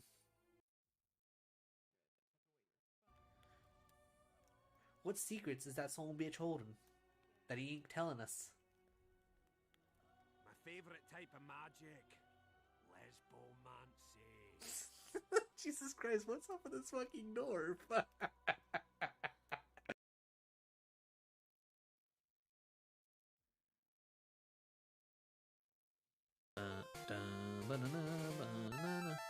Oh. Okay, Raiko. Thank you for showing up. Ultra Ball. What? No. No way. Holy crap. What are the odds? What are the first time we encounter Raiko after catching Entei? What? What? Oh my god. Oh my god, that's what a good clip. Shot of me in the studio to a shot of a man running with his dog. Now we could just cut to the next shot like this. That's not too bad, works okay. Or if we wanted to represent, say, the passing of time, we could add a cross dissolve. Now these two shots blend and dissolve into each other, taking us from one shot to another. These are just a couple of examples of some very basic transitions, but feel I will say it's one of those weird things that I feel like, especially nowadays, from what I've seen, a lot of people are just using hard cuts a lot of the time. It's hard cuts and like quick swipes. Anything more than that doesn't feel like, at least in like YouTube videos. Like maybe for like more like cinematic shit, yeah, sure, but eh. Feel free to get as advanced or as creative as you like. Again, some editing programs will have built-in transitions, some you might need to download or buy. The most important thing with transitions is that you make them meaningful. Transitions are usually only used when they serve a storytelling purpose, but when first starting out, feel free to experiment and get creative. Okay, tip number 7, J-cuts and L-cuts. J-cuts and L-cuts are used all the time in TV shows and feature films, and they're a way of joining two clips together using audio. Let me show you an example. On my timeline here, I have a shot of a mother and daughter playing peacefully on the beach when all of a sudden we cut to a very loud car. Now what you saw there was a straight cut between these two clips, but now let's add a J cut. This time I'm going to extend and play clip 2's audio over clip 1 before clip 2 has even come on screen. This means you hear what's happening in clip 2 before you see it, like this.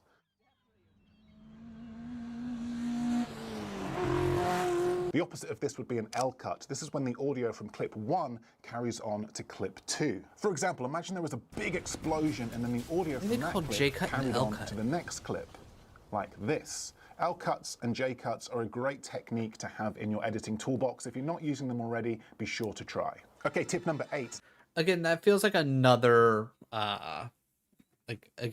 more of like you're going for cinematics, not like YouTube videos. And presets. Templates and presets are like having a cheat code for video editing. Rather than spend hours, days, or weeks of your life building an effect from scratch, use a pre-made template. Again, some editing software will come with templates, others you might need to pay for. You can get pre-built logos, openers for your videos, lower thirds, animated titles, color grading LUTs. These are all customizable. They're going to save you a ton of time and make your videos look much more professional.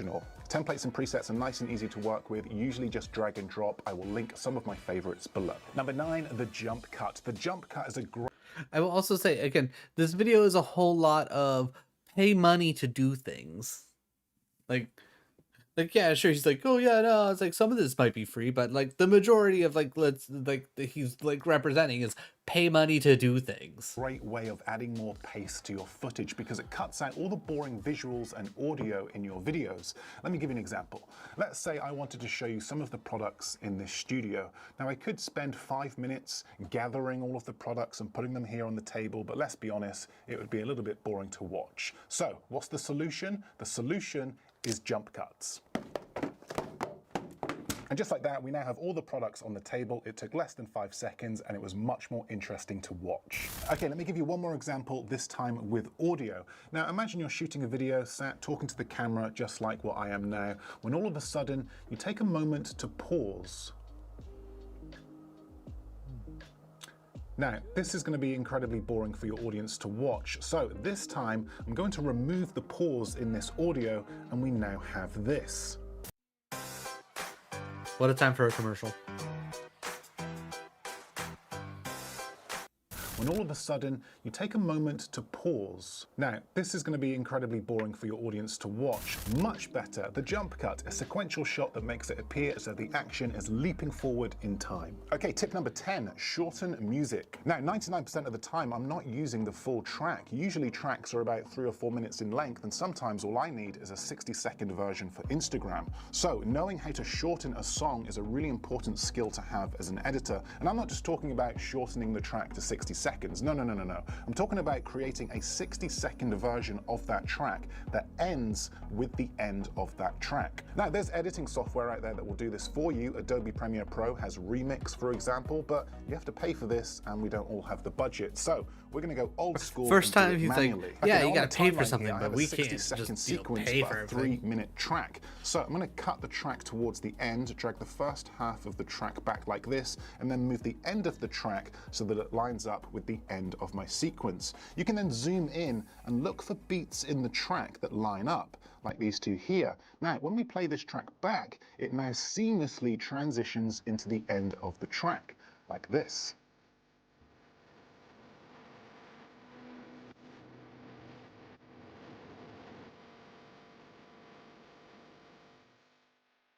Now, the track that you choose will obviously depend on how easy this is to do. Some tracks will be easier than others, but the main takeaway here is to try and end your sequence or video with the end of the track. Now, learning the basics of video editing is pretty straightforward, but it can take years to master. So if you're looking to learn more about video editing or sound design, then I highly recommend checking out this video. Yeah, I'm gonna say just that was meh. That was just that I don't feel like that really did much.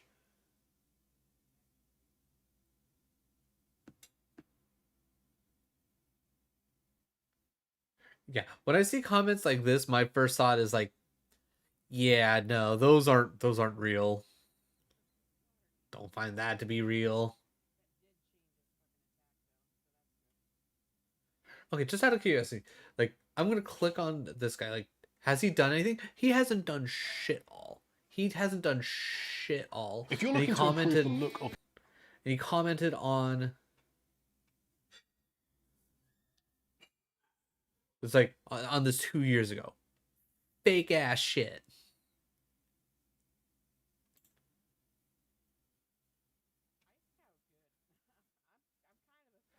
Okay.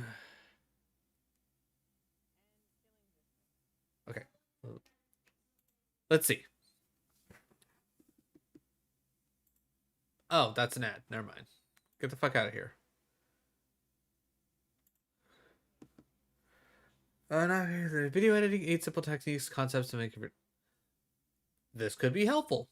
That the words sound helpful. I've got a question for you. Is your video editing absolutely as effective as it could be? If your answer was no, this video could help, but it might not be in the way that you think. Often when we think about getting better as video editors, we think we need to learn a bunch of super fancy and complicated tricks to get there. But what really makes great edits is a firm understanding of some pretty simple basic editing concept. And then of course, practice, practice, practice. So in this video, we're gonna go over 8 super easy editing techniques and concepts that you can use to become a better video editor today, with one extra little bonus at the end. Once you've watched through the whole video, head down to the comment section and tell me which of the tips you didn't already know about. If you can honestly say that you knew all of them, you'll win a little something special. So, secure the cup and let's dive in.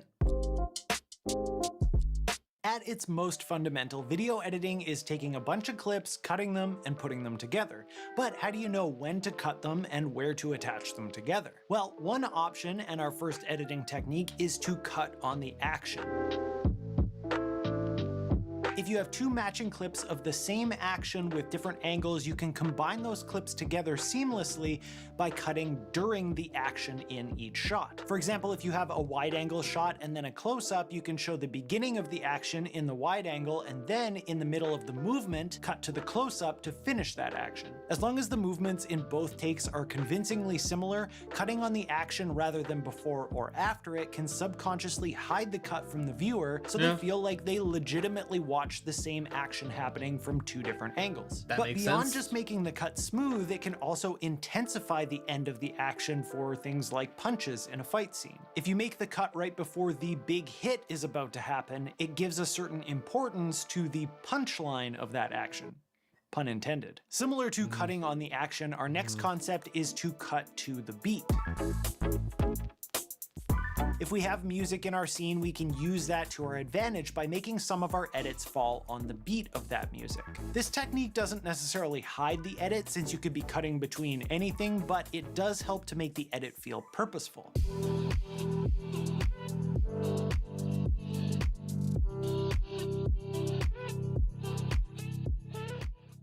Also, he's using DaVinci, so this is actually helpful. Wasp spray. If an edit doesn't...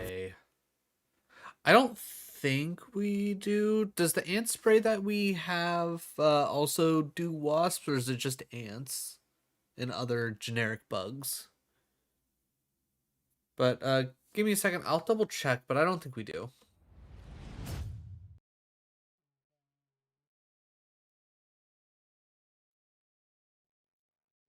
All right. Step one to Lord's Zumba class: order Taco Bell.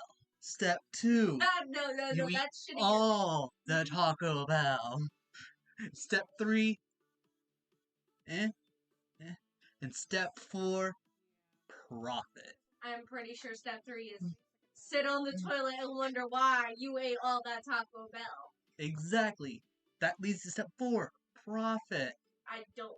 Awesome for Taco Bell, baby! Yeah, but you get all the stuff out of your body, you lose weight. Zumba class complete. Do you even know what Zumba is? Yeah, you Zumba through all that Taco Bell. Taco Bell, sponsor me. I'm like your biggest fan.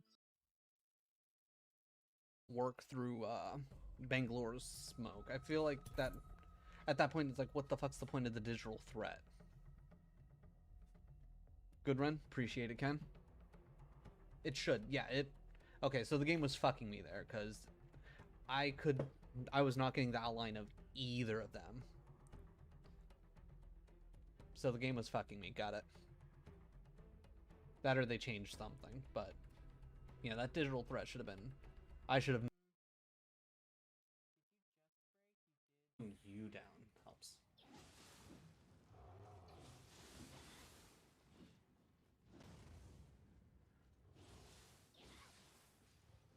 Oh. I did not want to dodge backwards. Alright, it's getting to the point where gravity is going to be my enemy for this stream.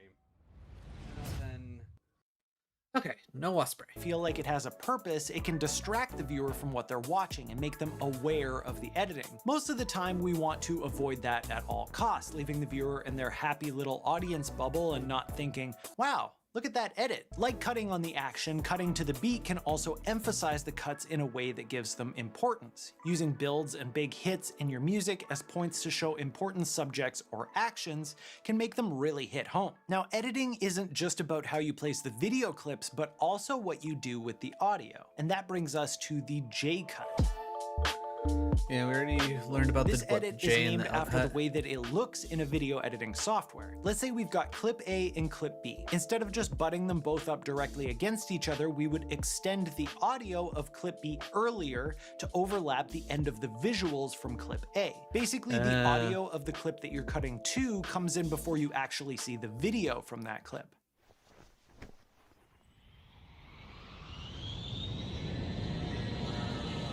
Again, that's probably something to get more This just works great as a way to cinematic. transition between scenes, and I guarantee you've seen it a million times in movies and TV. But this also works the other way as well, and we call that the L cut.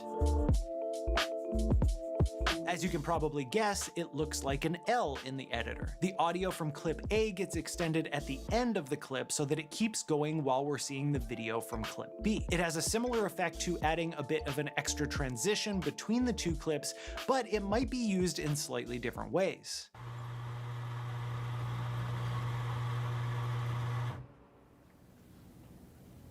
One common way to use this edit is during dialogue scenes where character A is talking, and before the end of their line, you cut to the reaction from character B while still hearing the audio of character A underneath. In conjunction, the J cut and L cut can be used to help make a scene full of cuts feel a little bit less choppy. Real quick, I will say the whole L and J cuts might be useful for when I do like certain videos. Like I can already see in my head me talking about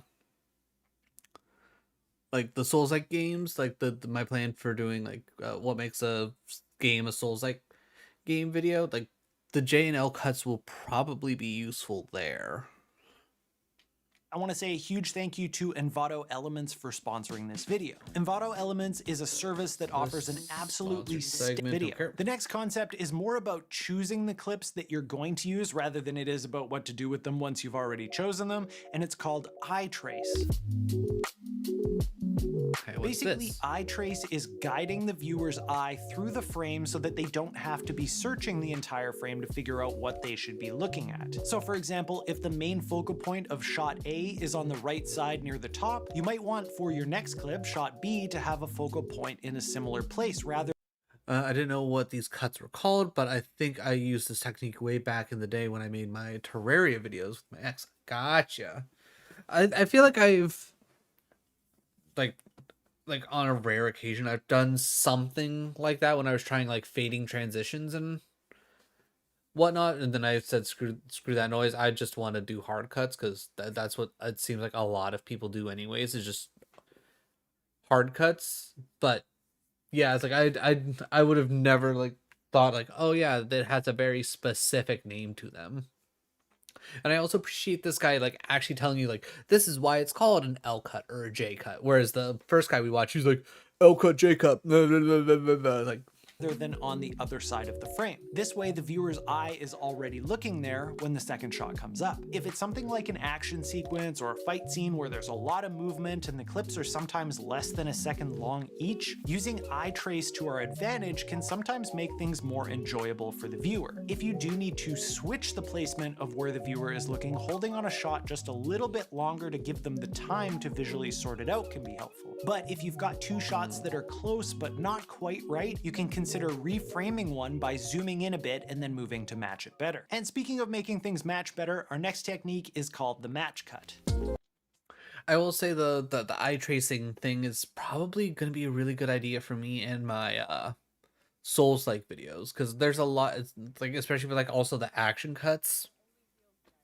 I feel like those could also possibly really help out. Now granted, a lot of the times with like the Souls-like games, it's always going to be generally focused on like the direct center of where my character is, and the character is always going to be in that certain spot, but that's at least an idea to like try and keep in mind. This is when we go from one clip to another where something matches in both clips, connecting the two together. It can be visual, it can be audio, or it could be movement. For example, a visual match cut might be that in clip A, we might have a specific shape in our scene that we could match to the beginning of clip B. An audio match cut might be something that happens at the end of clip A that also works together with whatever is happening at the start of clip B. And a movement match cut would have some kind of matched movement in your clips, like someone running through the frame in the same direction in both clips. The power of the match cut is that it creates a stronger connection between two clips that might not have had an inherent connection to start with. Staying on the topic of matching, the next tool is to match camera movements between clips. If your shots have camera movement in them, choosing clips that move in the same direction can help to meld that edit together and be easier to follow. If in clip A the camera was moving to the left, and then in clip B the camera was moving to the right, the transition between them can be a little bit jarring and cause the cut to be more obvious than we'd like it to be. This is one of those things where you may be limited by the clips that you have to choose from, so hopefully the direction of the camera movement was thought out beforehand, but there are a couple of things that you can do to finesse finesse this into your edits as well. If your clip is of a generally static object or location and the camera movement is in the wrong direction, you may be able to get away with actually reversing the clip and moving it in the opposite way. However, if your clip has anything in it that would be obvious if it were going backwards, like moving water, cars, or people walking, then it won't work. Alternatively, for left to right movements, you can horizontally flip the image to create the right direction for your camera movement. As long as there isn't any text or imagery that would be obvious if it were mirrored, you should be fine. Camera movement can be used for all sorts of different reasons in a shot, but what happens if you get to the editing phase and realize that a shot without camera movement would be better if it had some? This is where, as an editor, we can add fake camera movement.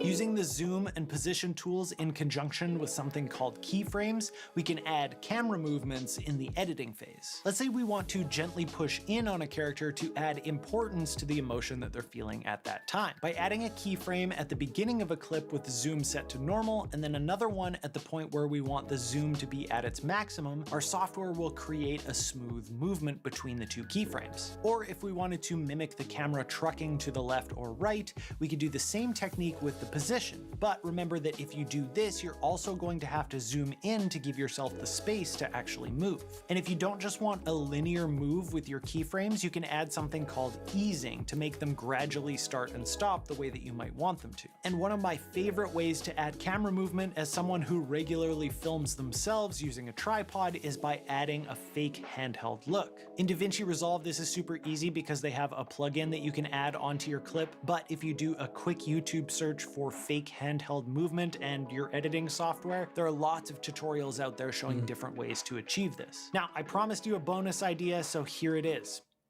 Don't cut. Just stay on that shot for a little bit longer. It can be really tempting when you're editing a video to be cutting things down as much as possible. We're used to trying to make things move quickly, make things as short as possible for our ever-shrinking attention spans. But in the midst of all that, holding for a little bit longer on a specific shot can give it an immense amount of importance. So if you have a shot that you really want to draw emphasis on, don't cut, just hold a little bit longer. Getting the feel for this is a matter of practice and experience, but it can be a great way to draw the viewer's attention to a specific shot or moment. One super big thing that I want to make sure I mention is that knowing when to use these techniques is important, but knowing when not to use them can also be super important. Most of the tips that I shared here were to make your edit feel less distracting and to make things easier on the viewer. But if the goal of the scene is to make the viewer feel uncomfortable and off balance, then not using these can be as effective as using them. It all depends on what you're hoping to accomplish. And on top of that, none of these are rules necessarily. When you watch back your video, whether you've used these or not, if it looks good, if you're happy with the way that it turned out, then you did it right. Now, time for the audience participation part. Head down to the comments and let me know which of these tips you already knew, and more importantly, which ones you didn't. And on your way down there, make sure to hit that like and subscribe button, hit the bell notification so you don't miss out on future videos. Huge thank you to Envato Elements for sponsoring this video. Huge thank you to you for watching, and I'll see you next time. Okay, I will generally say I feel like that was like actually, you know, beneficial. I will say I like how he explained things. Freelancers has really been game changing for us. 3 It's hours helped ago. Take us from telling the story about Talent Pool as an HR firm to really positioning us as A while back, I made a video called 11 DaVinci Resolve Tricks You Didn't Know You Needed, and apparently a whole bunch of you liked it. So today, we're back with more. In this video, we're gonna go over 9 more tricks to help you get things done faster and to help you look like you know what you're doing in front of your friends and your clients. But I'll let you in on a little secret. It's actually gonna be more like 11 tricks in the end. You'll see what I mean. These are practical tips that'll help you grade faster, stay organized, and solve. Oh my god, we did. And 2 giant tomatoes as well. Jesus. All right, let's break those up real quick.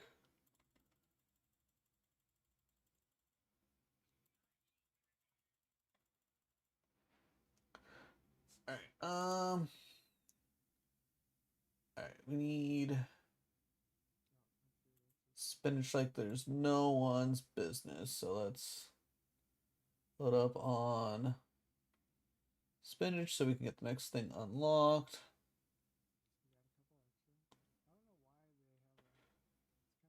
And then oh, right there. It's like we finally got the next bush.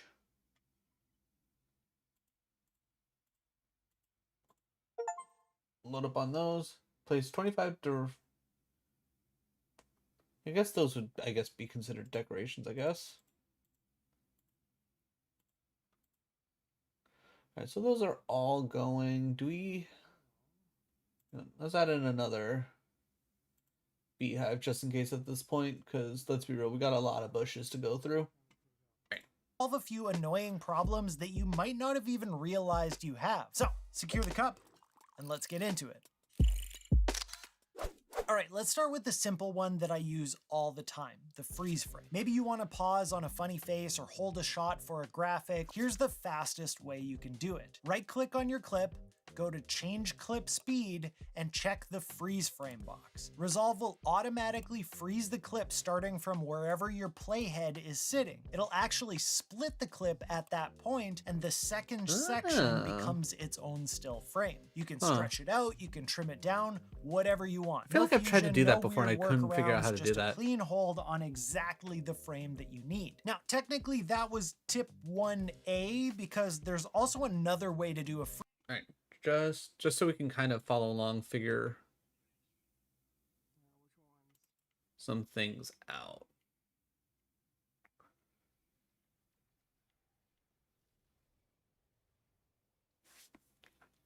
Because one thing I do want to work on is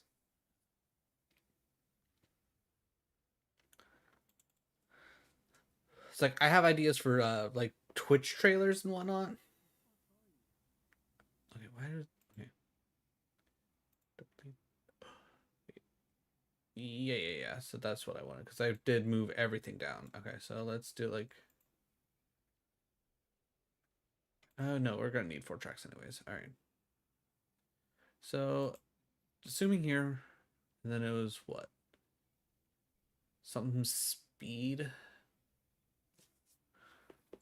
Just so I can get an idea. Like display audio channels, track selector, duplicate frames, click attributes, finding media pool, render, fusion, clip color, audio levels, which I use a lot. Change clip speed. Aha. Okay, and then gotcha. Okay.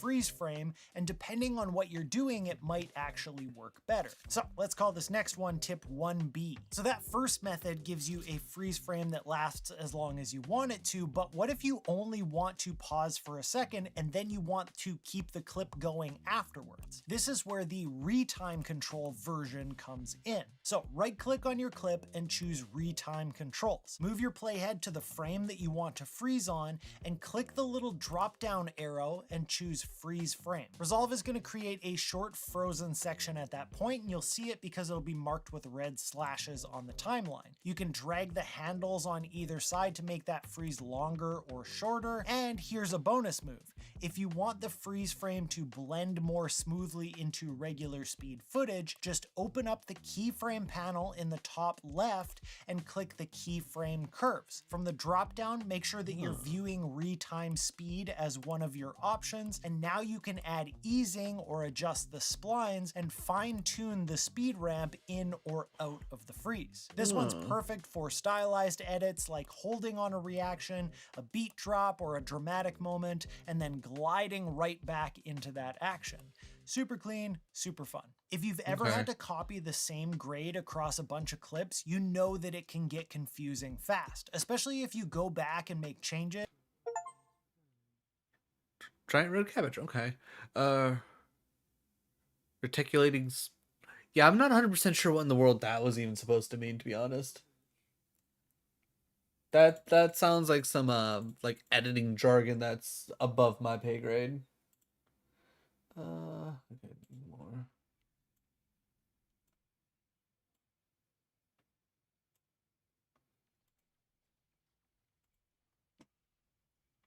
and suddenly you're updating 10 different clips one by one, that's where shared nodes come in. A shared node lets you link nodes across multiple clips. So if you change that one node, all of the clips using it update automatically. It's perfect for any adjustment that's meant to stay consistent across multiple shots, like a film look or an added grain or a stylized color grade. Here's how it works. Okay. Pick the node that you want to share, hit tab to give it a name, and then right click and choose save as shared node. You'll see a little blue icon in the corner. That means you did it right. Now when you go to the other clips, just right click in the node graph, choose add node, and your saved shared node will show up in that list. Once it's added, that look is now synced across every clip that uses it. Just one thing to keep in mind, shared nodes are locked by default. So if you want to tweak something later, you have to right click and unlock it first. Then any changes that you make to that node will automatically update on all the other clips that have it. I've actually got a full video that takes a deeper dive into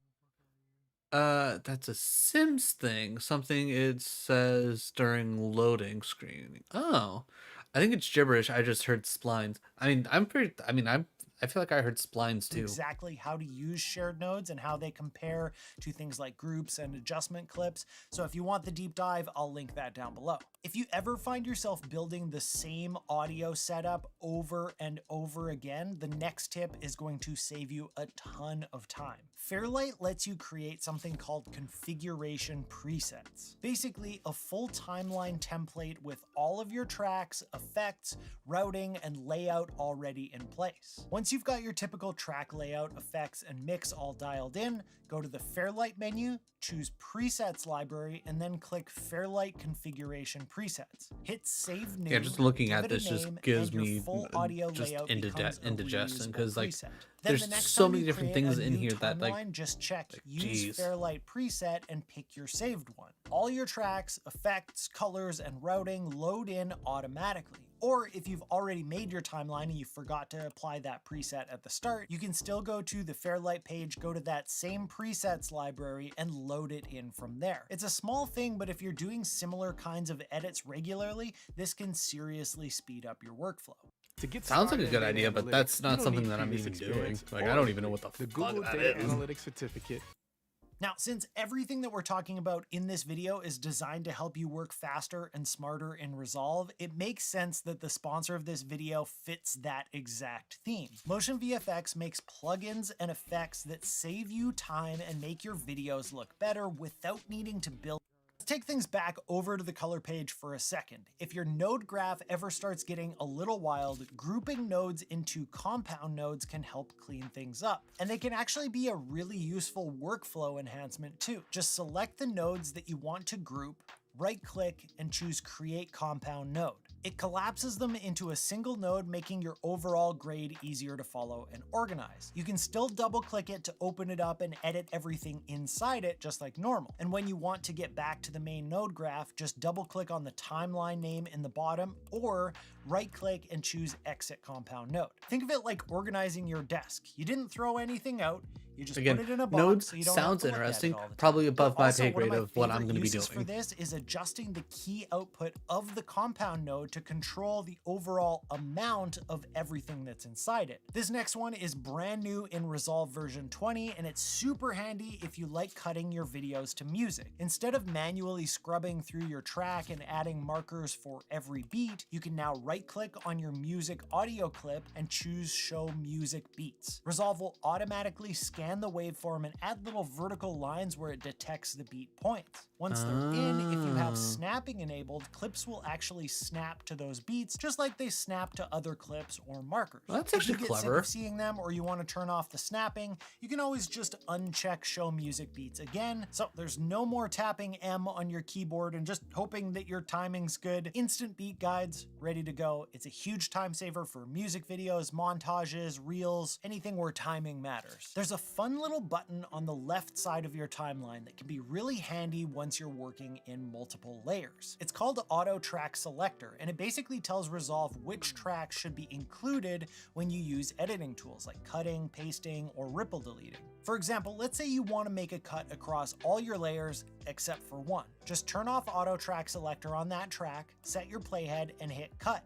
Everything else gets cut, that one stays untouched. Or maybe you're copying something from another timeline and you want to paste it into this one. By default, Resolve will paste it onto the same track number that it came from. But if that track's already full, just turn off Auto Track Selector for that level and it'll paste it to the next available one above. I also use this when I'm ripple deleting a bunch of B-roll, but I want my A-roll to stay locked in place. Turn off Auto Track Selector for the A-roll track and ripple away. Quick disclaimer though, it's easy to forget that you've turned something off. So if things start acting weird, check that little icon on the left first.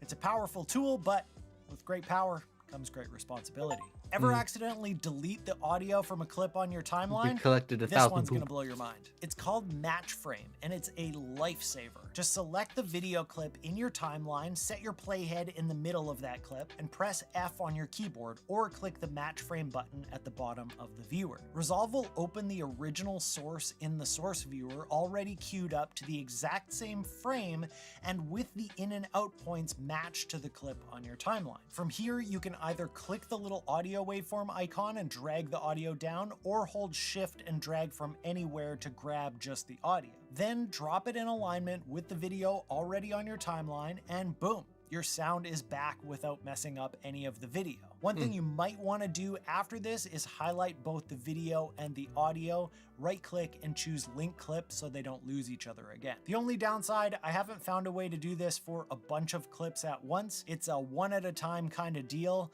but for what it is, quick, simple, and life-saving. If you've ever used the shortcut Command or Control T to add a transition, you've probably noticed that it always defaults to a cross dissolve. But what if that's not your go-to? You can actually set any transition as your default. Just open the effects library, right-click on the transition that you want, and choose Set as Standard Transition. You'll know it worked because a little red marker will appear on that transition in the effects panel. Now, every time you hit the shortcut, you'll get that transition instead. Whether you prefer the updated smooth cut from Resolve 20, Blur Dissolve, or something from a plugin pack, no more dragging and replacing every time. And here's a bonus. If you hit Alt or Option T, it adds your default video transition only. And if you hit Shift T, it adds your default audio transition only. And just like that, now you're a transition expert. Whether you're delivering graded selects, collaborating with other editors, or prepping assets for Reels and Shorts, this one's gonna save you a ton of time. Instead of cutting up your source footage into a bunch of separate timelines or renders, drop all of your clips into one timeline,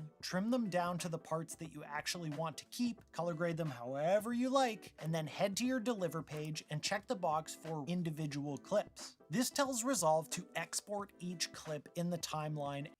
I'm constantly using the individual clips function when I'm doing shorts videos. Though having that whole thing as an option, so good. As its own separate file. You can customize the file naming, you can add handles. It's a super efficient way to turn a full project into organized, ready to share assets. All right, so that is 9 tips to help you work smarter, faster, and cleaner in DaVinci Resolve, which, as I promised before, was actually more like 11 if you count the 2 different versions of the freeze frame and motion VFX, which is super awesome and you should definitely try. Let me know down in the comments which one was your favorite, and on your way down there, make sure to like, subscribe, and hit that bell so you don't miss out on future videos. Make sure to check out that link for motion VFX down in the description.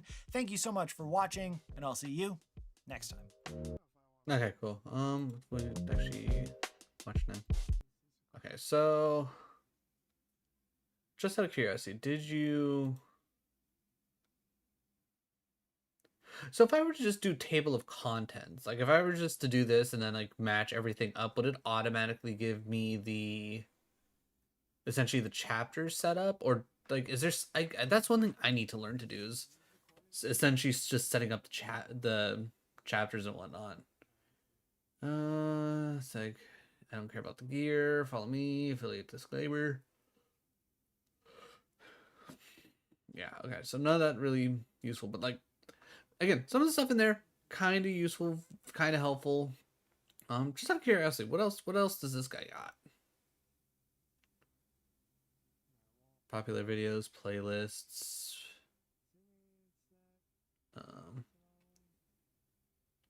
20 best features.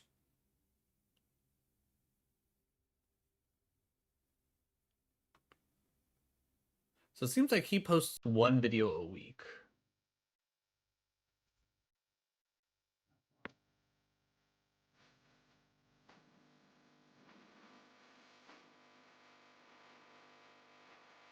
DaVinci Resolve 20 is here.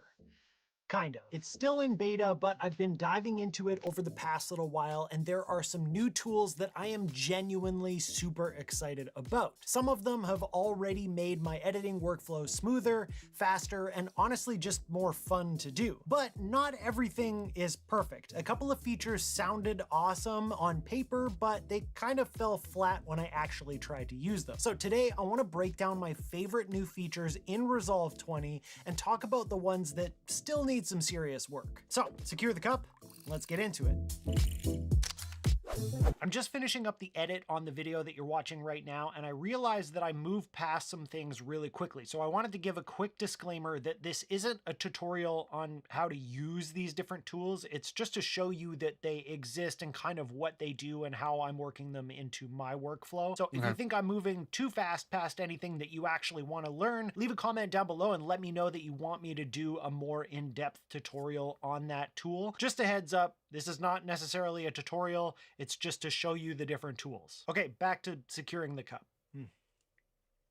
So good. One of the first things that stood out to me in Resolve 20 is the new music editor. Now, as a musician and music producer, I'm super picky when it comes to how music is edited for videos. And one of my biggest pet peeves is hearing songs that were clearly chopped up but don't line up musically. I regularly spend a ton of time creating loops and timing things manually just to make it so that the music sounds right in the background. But this new tool makes that process way easier, and it actually sounds great. It allows you to intelligently change the length of a song either by typing in the target duration or by turning on the live trim and then adjusting it right in your timeline. This is huge for anyone who uses background music regularly. It's not just good for making tracks longer either, it's also super helpful when you need to cut a song down, like making a tight 30-second version for an ad or a short form video. Before this, it was all manual. Now I can stay in the edit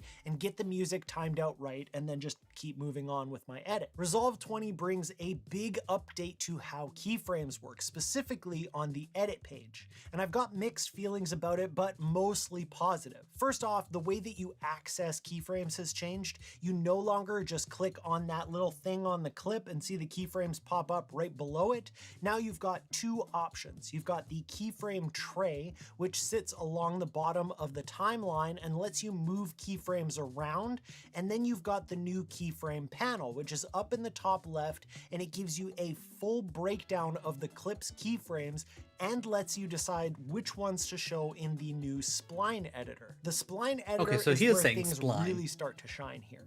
You can now get much more control for your easing of keyframes directly in the edit page, whether that's your transform controls, your speed, or more. And this is especially awesome for speed ramping. Before, it was a bit of a mess, kind of hard to do, but now it's way more intuitive. Personally, I like to stay on the edit page as much as possible, and I don't really love relying on plugins for simple motion if I can get away without it. So this update lets me do more of that motion work natively on the edit page, and it definitely makes my process smoother. That being said, it's not perfect. There are still a few weird little issues. Sometimes your keyframes fall outside of the visible area, and from what I could find, there was no vertical zoom or no way to scroll up and down to find them.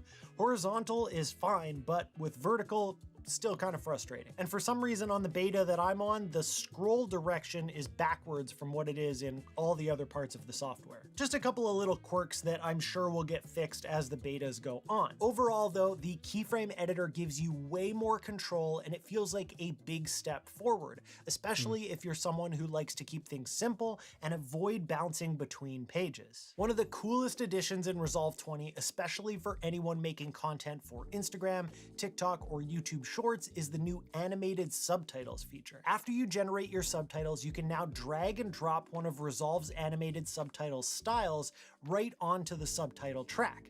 It automatically adds animations with word highlights that sync up to your dialogue. From here, you've got options in the inspector to tweak the style and generate your subtitles. You can now drag.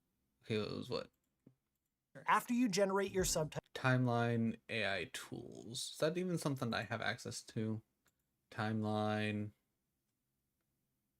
Yeah, I don't even have that. Yeah, I don't. That's not okay. So that's useless to me. So I'm still gonna be using frickin' TikTok to do my my captions. you can now drag and drop one of Resolve's animated subtitle styles right onto the subtitle track. It automatically adds animations with word highlights that sync up to your dialogue. From here, you've got options in the inspector to tweak the style and make it match your video. I use this mostly for short form content where captions are essential. It's fast, it's built in, and it gets you pretty close to that energetic word by word pop that people like to see in vertical videos. Now, again, it's not perfect. For example, I like to use all caps in my captions, and for some reason that setting isn't available here. Only in the older subtitle tool, or if you just do regular subtitles, it's still there. It also feels like a few customization options are still missing, and I hope that they get this added as the beta evolves. But the potential here is definitely big. This could totally replace the need for Fusion templates or third-party plugins that do similar things, especially once they make it easier to save and reuse your own custom styles and just kind of that customization in general. It's already saving me time and it's only going to get better. This one is long overdue, but it's finally here. We have vertical view for vertical timelines in Resolve. If you're making content for Instagram, TikTok, and Shorts, anything vertical, this update is a big deal. Until now, Resolve just didn't give you a proper way to preview your work in a vertical format. You had to hack it together and just kind of deal with squished layouts. Now, when you're working in a vertical timeline, you can switch into a vertical view and it will reframe your workspace to actually match the 9:16 format. Not only does this work on the cut and edit page, but also in the color page too, so it makes short form That would have editing been feel nice to way know more natural. the other It's still not day a when I was fully doing customizable frickin' Shorts workspace yet, edits. and it does change some of the options, like being able to have the full left view for your media pool and your effects. You can't do that while you're in a vertical timeline anymore. So there are some trade-offs there, but for previewing, trimming, coloring, and just generally working in vertical, I think this is 100% worth it. Welcome to 2025. We're all making vertical content now, and it's nice that Resolve is catching up. This one's a subtle update, but it solves a problem that I've run into so many times. It's called multi-text. You can now create multiple lines of text with different fonts, sizes, styles, and positions all inside a single text instance on the timeline. Before this, if you wanted different font weights or colors in the same layout, you had two choices. You could either jump into Fusion, which is overkill for most people, or you could stack a bunch of text plus clips on top of each other and try to line them up manually. Now, you just add a multi-text clip and build your layout right there. I use this all the time when I want 2 or 3 lines with different font weights. For example, I might bold the top line, keep the second line lighter, and then maybe even add different colors or accents or whatever. It's fast, clean, and it makes the whole process smoother. That being said, there are some limitations since it's all happening on a single clip. Any transition or effect that you want to apply to that clip is going to apply to the whole block, all of the different lines of text. So if you want to animate lines separately, you're going to need to use keyframes. And while you can get them started on the edit page, you can't do any spline editing or anything in the new keyframe editor on the editing page. You're going to have to head over to the Fusion page. Or you can always go back to the old school route and use stacked text plus clips. But if you're building static layouts for quick minimal text treatments, this is such a time saver. This is one of those under the radar features that might not look super flashy, but once you have it, you won't ever want to go back. It's called resync media files, and I've mentioned this in previous videos before, but they've updated it. In previous versions of Resolves, the resync option only worked for video files, but now in version 20, it works with images, audio, and video, which makes it so much more useful. So if you import an entire folder into your media pool or your power bins, and then later you drop more files into that folder on your computer, you can just right-click, hit resync media, and Resolve will automatically pull in anything new in that folder. Where this really shines for me is actually in my music folders. I organize my music by vibe or type, so I have a whole bunch of different folders for just like chill tracks, high energy tracks, cinematic stuff, you name it. And I'm constantly adding new music to those folders. Now, instead of having to report or drag in all of the new stuff manually, I just resync the folder in Resolve and the new stuff is right there in the bin or in my power bin. It's quick, it's clean, and it fits perfectly into how I organize my project files. I'm not sure if there are still some file type limitations to this yet, but the ones that I need are definitely there. Either way, this is a small quality of life update that makes a big difference in staying organized and keeping your media fresh. Now, to be clear, there are a ton of new features in Resolve 20 that I definitely haven't even touched on here.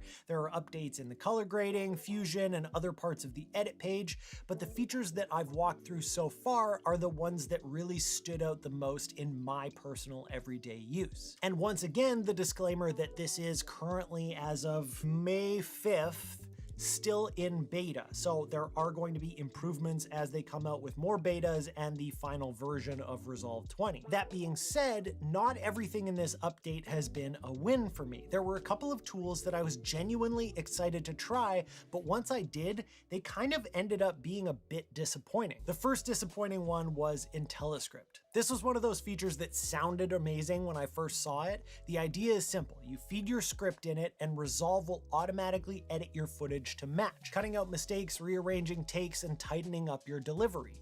But in practice, it just did not work the way that I hoped. I tried it in a few different clips and the result just was kind of a mess. The edited output didn't make much sense. Creation tool on your next project, every single time that you make a video, and the actual process of setting it up was really clunky.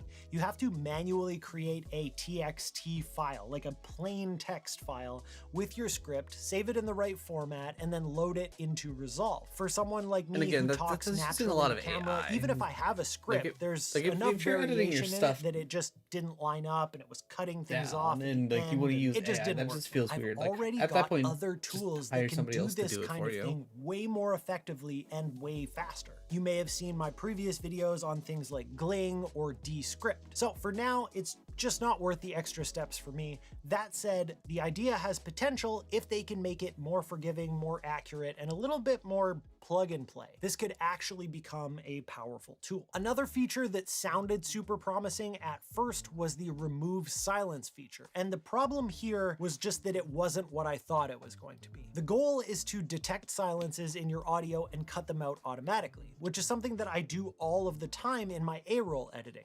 But when I actually tried it, the tool didn't behave how I expected. Instead of ripple deleting both the audio and video when there's a silent section, it only cuts out the audio and leaves the video untouched. That means that you end up with a bunch of audio gaps on top of your full uncut video clip, which isn't helpful for my personal I was gonna say, that's not helpful for me, in any way, what would shape, or have form. made this really powerful is if I could just delete the silent sections completely, including both video and audio, which is how I use both Descript and Gling. And then you can go in and do the editing from your transcript too. The silence detection itself in Resolve isn't bad, and I'm sure it'll be useful for some people. It's just that way that it got applied that I think is kind of lacking. They could have gone the extra step and it would have been even better. There is another silence removal option inside Resolve if you go through the transcription-based editing workflow, but I've had really mixed results with that too. It still doesn't feel reliable or intuitive. I don't think we're gonna get too much more into that, but is a global phenomenon.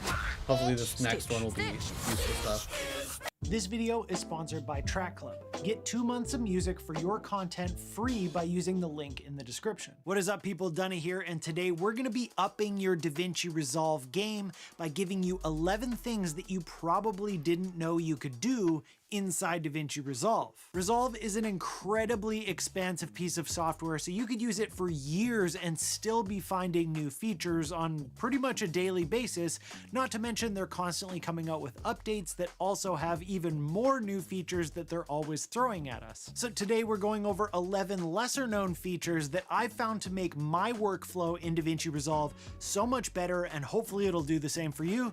Secure the cup, let's dive in. Okay, so the first trick here is kind of fitting because this is where I start all of my new projects, and that is dragging in folders from the operating system and having them automatically populate within DaVinci Resolve. check this out. So let's say I want to import some stuff into my footage category here. So I've got an empty bin here that is called footage. So I'm going to go over to my Finder, and I've got another folder called video here. And then within that, there's an A1 and an FX3. So those are the two cameras that I used for my footage on this video. So what I'm going to do is, instead of like going into one of these folders and highlighting all the video files and then dragging it in here, I'm actually just going to grab both of these folders, and then I'm going to drag them not into this area where the footage will show up, but actually over top of this footage folder. And then what's going to happen is it's going to create bins or create folders inside the footage folder that are the same name as what they were called in my operating system, with all of the footage inside them. It makes it so much easier if you're a person who organizes your footage on your operating system, and then you can just drag everything over. Another example of this is like I've got my DJI Mic 2, so my lav, or at least not external not in my audio Let's here, Plays. and then I've got my music from Track Club, and I could drag that into the audio folder.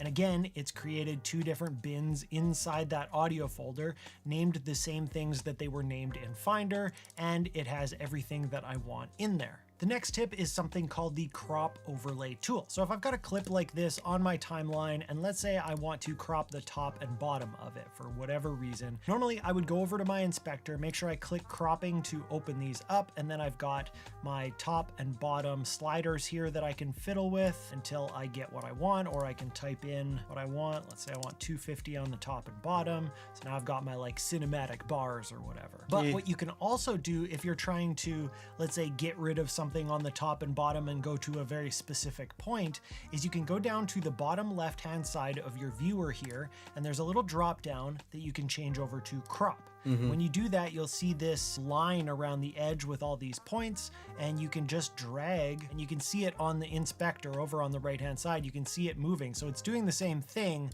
but you can do it kind of without having to deal with your sliders. So sometimes it's handier to do it with the sliders. Sometimes it's a lot easier to just be able to grab, drag in, and do exactly what you want just by kind of placing it like more interactively. And speaking of that drop-down menu on the bottom left-hand side of the viewer, the next tip is to use the transform tool within that same drop-down menu. So again, normally we've got all this stuff up in the inspector up on the top right-hand side. So if I wanted to, let's say, zoom this in a little bit and then move it up, I'm gonna have to use this position, and maybe I wanna center myself in the frame, so I'm gonna move it using the X position. So now I've got what I want. But what I can also do, if I reset that, if I go down and make sure that the transform overlay tool is on, so now I can just grab and zoom in however much I want, and then I can move it over just by dragging it. And then I'm gonna hit Z or Z to make my viewer as big as it needs to be again. And bam, we have pretty much the same thing, but again, kind of in a more interactive way, instead of dealing with these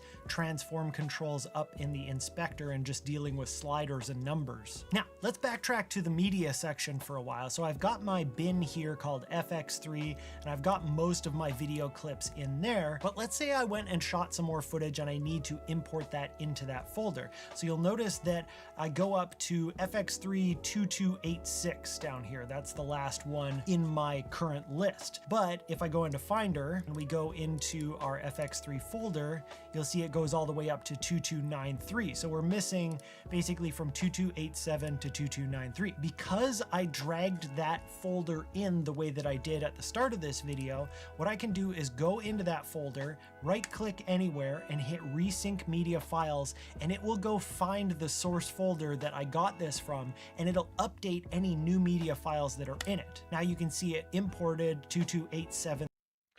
I mean, didn't he just go over the whole resync thing, or did he say,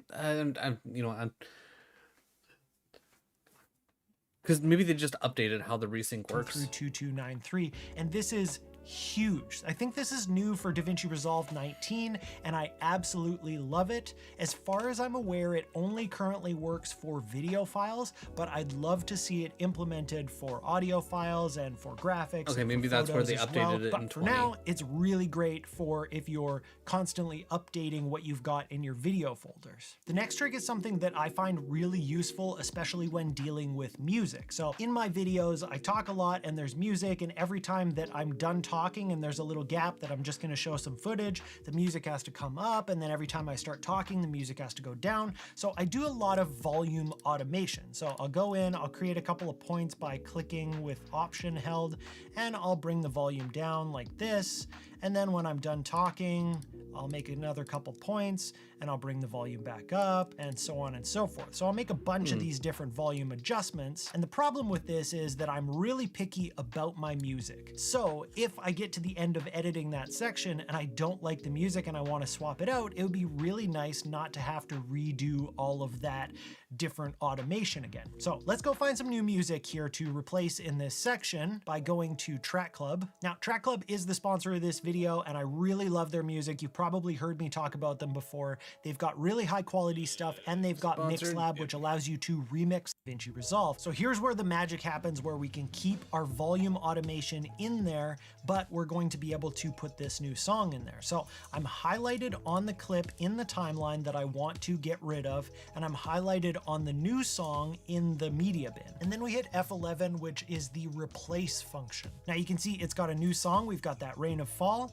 but all that volume automation is still in there. Now this is unbelievably handy, not only if you're someone like me that gets really picky with music and changes their mind all the time, but also if you're using music that clients want to get swapped out. It can be one of the most frustrating things, and this makes it so much easier. The next trick here is for when you're color grading. Now I use curves a lot when I'm color grading, and this one works great. All you're gonna do is hold Option or Alt when you're creating a point on your curves line, and all that's going to do is snap it to that diagonal line where it starts out. If you push it far enough, it'll go, but you can see how it kind of snaps back into place when I get close there. So something that I often find myself wanting to do is bring up my shadows. So what I'll do is actually grab an anchor point here. So I'll hold Option and create an anchor point and drag it down somewhere like that, and then I can bring up the very black points a little ways. And then what I can do again is holding Option or Alt and dragging this point until it starts to affect the parts of the image that I want it to. So something like that might be good. And now that's anchored right there, and we're pretty good to go. Now, moving back to audio for a second, you'll remember that earlier we imported this DJI Mic 2 folder. So these are all my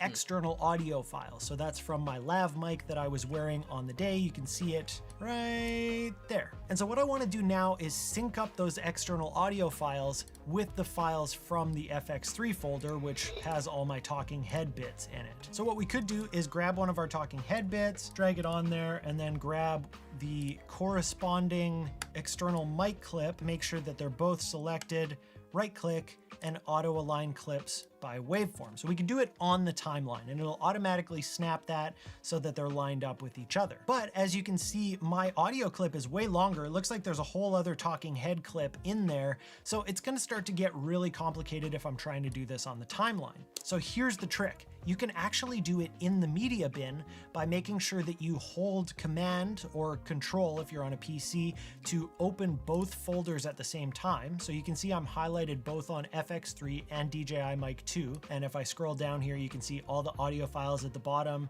and all the video files at the top. I'm gonna hit Command A or Control A to select all. And then I'm going to right click and go Auto Sync Audio by waveform. We've got some options here. So we can use a specific channel number to sync them.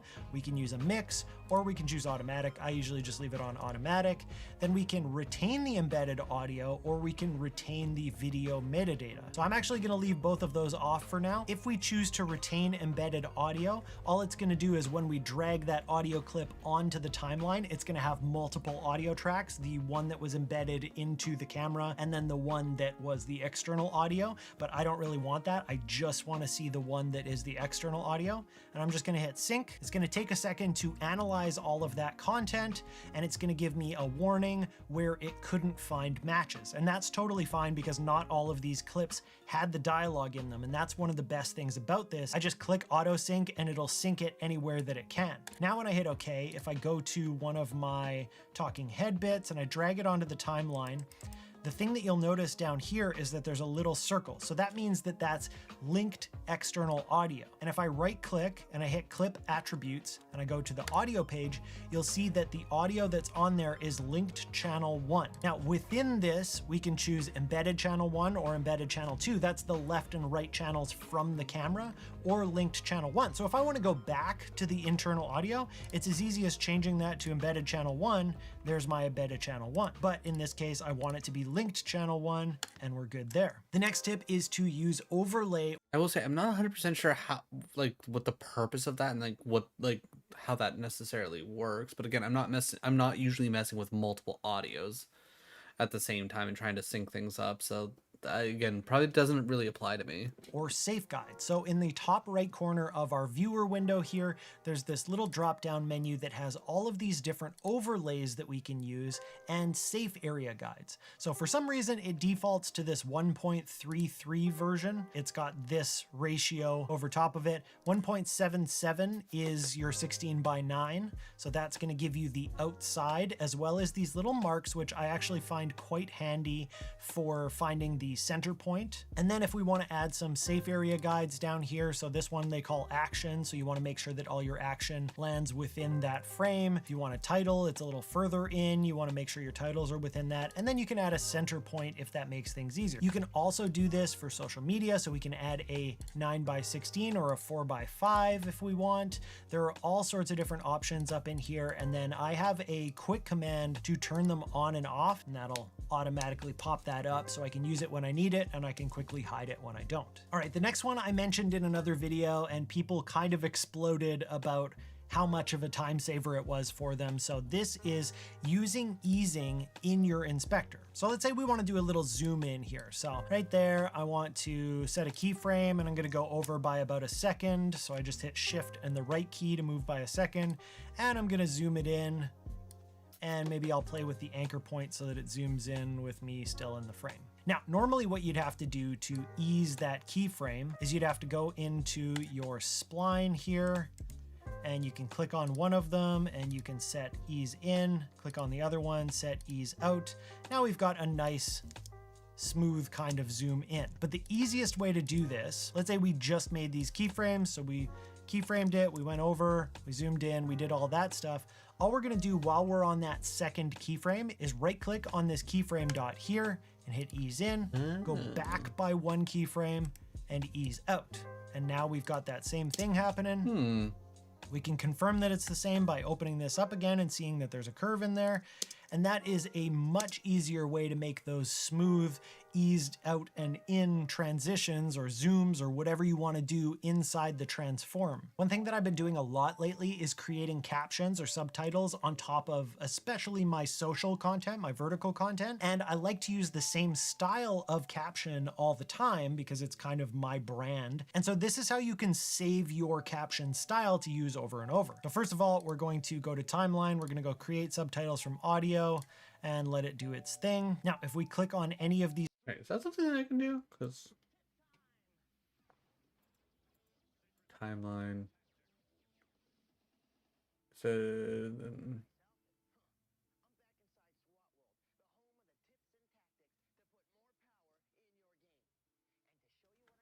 All right.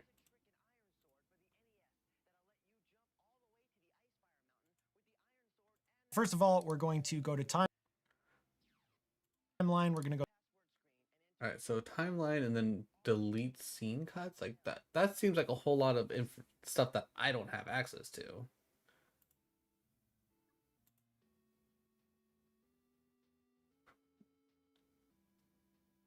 No video. Yeah, okay, so I'm going to assume that that's just not something I have because I'm assuming he's using a paid version. Either that or it's all in AI tools, and again, not for me.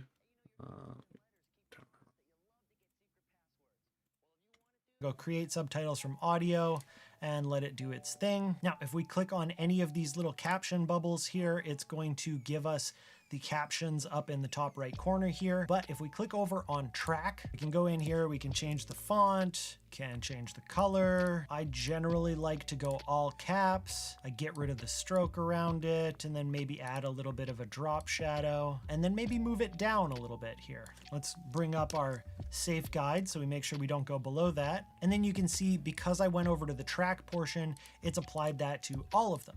But let's say I wanted to do that again on the next project. All I'm gonna do is go up to these three dots in the top right corner. I'm gonna click that, I'm gonna click Save Track as Preset, and I'm going to give it a name, right? And I click OK. So the next time I create subtitles on a video, all I have to do is go up to track, go to the three dots and hit yellow caps, load preset, and it'll automatically apply that as the track preset. This next That'd tip be is a useful new one, if I could and I actually wish use I had that. had it a long time ago because I've made this mistake more times than I would like to admit. If you're moving things around using the transform controls and you accidentally move it to where there's a little bit of black, it would be really nice to be able to create a color or something else under there so it was a little bit more obvious when you've gone too far with your transform. Now you can. All you have to do is go down to this bottom left part of your viewer. You're going to click on timeline view options, and you can change the viewer background to checkerboard. Now it looks more like a Okay, that actually sounds really fucking amazing.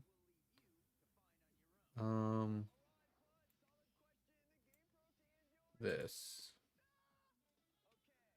view background. Oh my god, that's gonna be huge.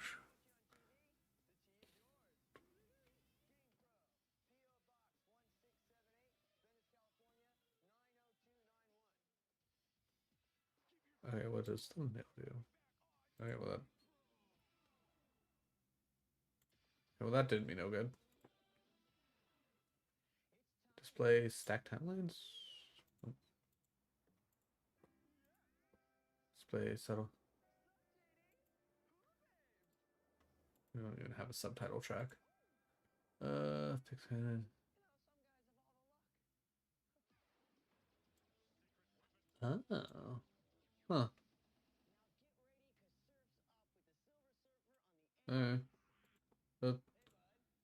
There's so many buttons in DaVinci that I have yet to like really do anything with.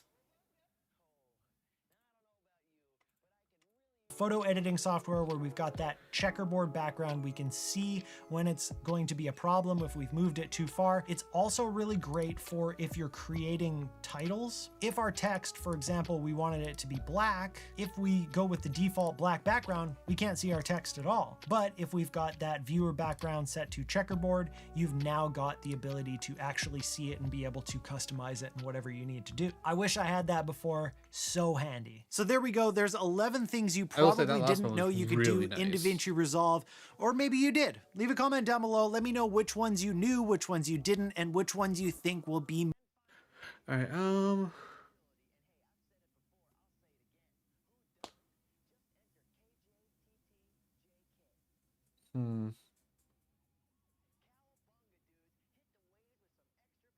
I mean, I like the word free.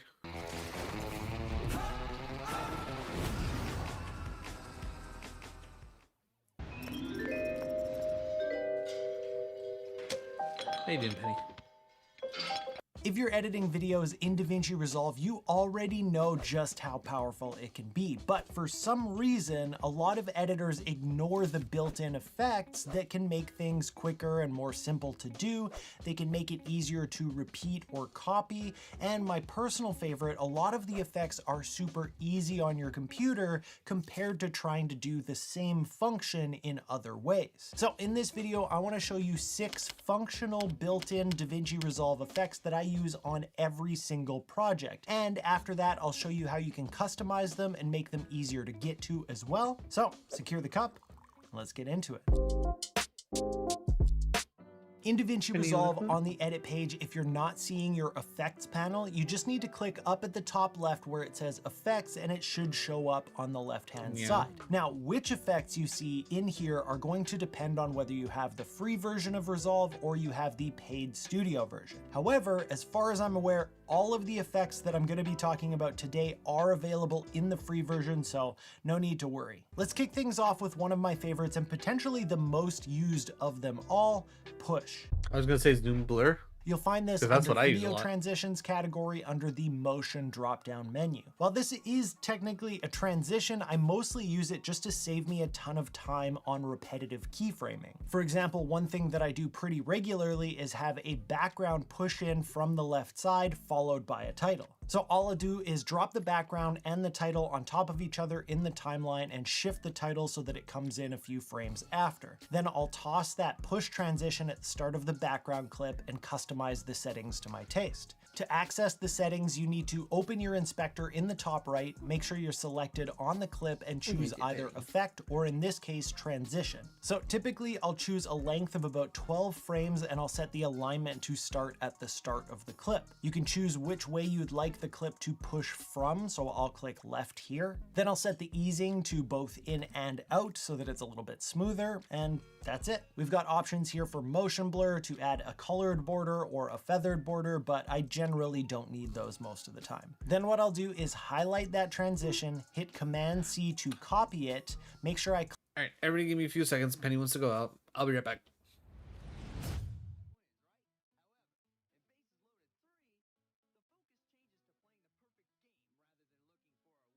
You down helps.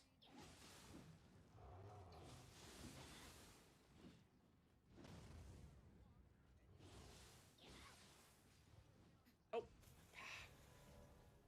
I did not want to dodge backwards. Alright, it's getting to the point where gravity is going to be my enemy for this stream. 10 out of 10. Gravity not liking me today. Alright, boop. Alright. And power jump. Oh yeah, that's right. Pro gamer, right here. Oh no, not a pro gamer, not a pro gamer, not a pro gamer! I done fucked up.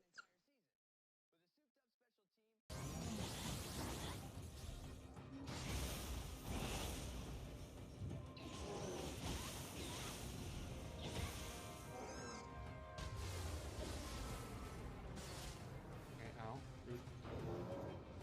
Oh, how did I make it out of that? Okay, alright.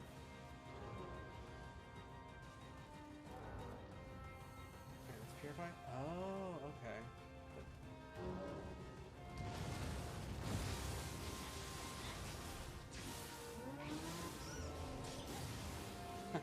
Take that. Okay, cool. Mission complete. Easy peasy. Get dingle hopped.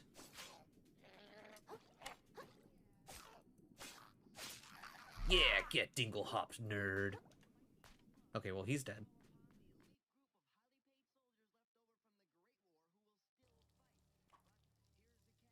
In the face! Hit him in the face! Excuse me?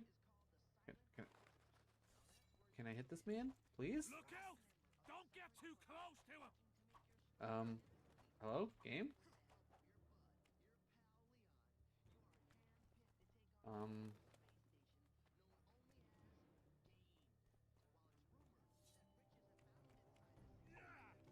Okay. Alert! To arms! Pretty certain you shouldn't be allowed to alert to arms when I'm beating your head in, but you know, whatever. It's not my game to design.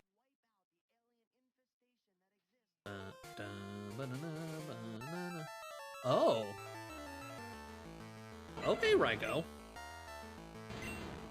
Thank you for showing up. Ultra Ball. What? No. No way. Holy crap. What are the odds? What are the first time we encounter Ryko after catching Entei? What? What? Oh my god. Oh my god, that's fucking amazing. Let's go. Let's go.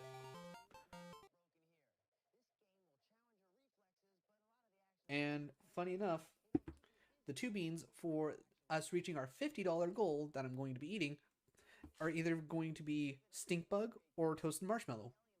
It's going to be either a mix or it's going to be both of one. I really hope it's not double stink bug because I feel like that'll be a bad time.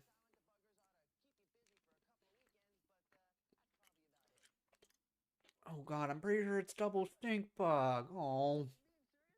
Oh. Oh. The things I do for donations. Oh.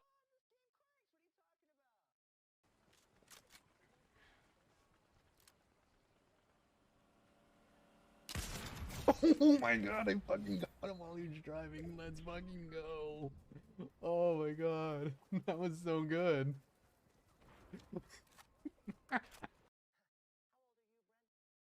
That should get you real good. Okay, so now we just wait for Penny to decide she doesn't want to be outside anymore. Click on the edge of that title so that it highlights in green, and then hit Command V to paste that same transition on there as well. Then we've got that same push on the background and the title, and I didn't have to do any keyframing at all. And I can easily copy and paste this to any other clip on my timeline, title, graphic, whatever I want. Change a setting or two to make it work for that specific clip, and then we're good to go. Next on the list is a similar effect because it's also a transition, but used for a very different purpose, and that is called the edge wipe.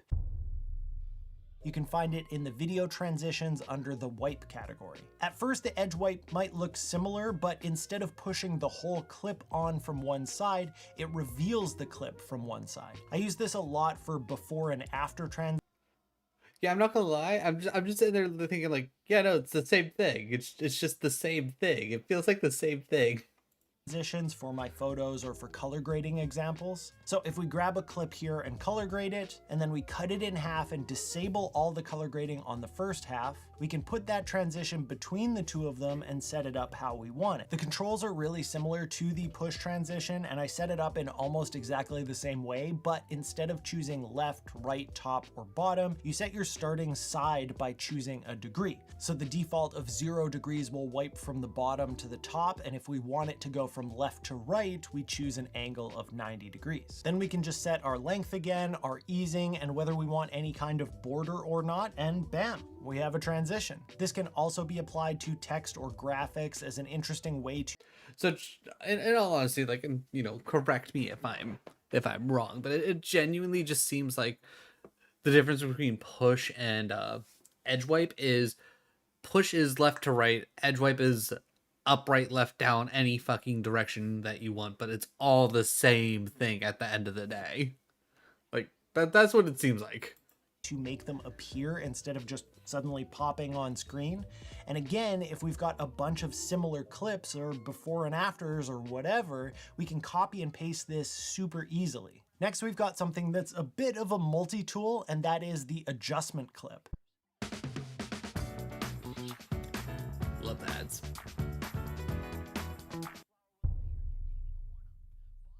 You can find this under effects, and that's it. Adjustment clips are essentially blank clips that you can put on layers above your video, and whatever you do to them will happen to everything below that clip. So if you put an effect on them, or you color grade them, or if you use the transform functions, everything below that will have that applied on it too. I actually have a whole video on 5 different ways that you can use adjustment clips, but I'll show you probably my most used one here. So let's put an adjustment clip above this clip here, and I'm going to go to the start of it. Make sure the adjustment clip is selected. Then I'm going to go to my inspector and create a zoom keyframe at the very start of the clip. I'll hit shift and the right arrow 10 times. Each time I do that, it moves the playhead over by 1 second. So I'm 10 seconds later than I was before. And it doesn't even really matter that the adjustment clip isn't that long. Then I'm gonna type in 1.2 in zoom, and it's gonna automatically create a keyframe where the playhead is. The reason that I do this is because then I have a constant zoom that I can copy and paste anywhere, and it will be up to 10 seconds long depending on how long I make that adjustment clip. Any static shots that feel like they could use a little bit of movement, I can just hold Option, drag this over top, and then resize the clip to fit, and I'm done. Next, we've got a classic one called Drop Shadow, and it pretty much does what it says on the tin. If I want something to pop off the background a little bit, some drop shadow will usually do the trick. You can find this under Open Effects, under Resolve FX Stylize. So for example, if I've got a graphic or some text on a white background, I'll toss the drop shadow effect on it and it will add a shadow behind that to make it look like it's hovering over the background a little bit. We've got 4 main controls for drop shadow. Strength, which is how intense the shadow is. Angle, which is the direction that the shadow will be going. Distance, which is how far it will be from the source. And blur, which is how hard or soft the edge of the shadow is going to be. So we can dial all of this into taste, and the best part is that we can copy these settings to other clips. What I mean by that is, for example, if we're using text, there is technically a way to add a drop shadow right in the settings of the text, but there's no good way to copy those settings to other text clips or to other clips that aren't text either. And there are some other limitations. And that was a penny bark. I will be right back. It's not going to take long enough for me to have to put up the BRB, so give me a second.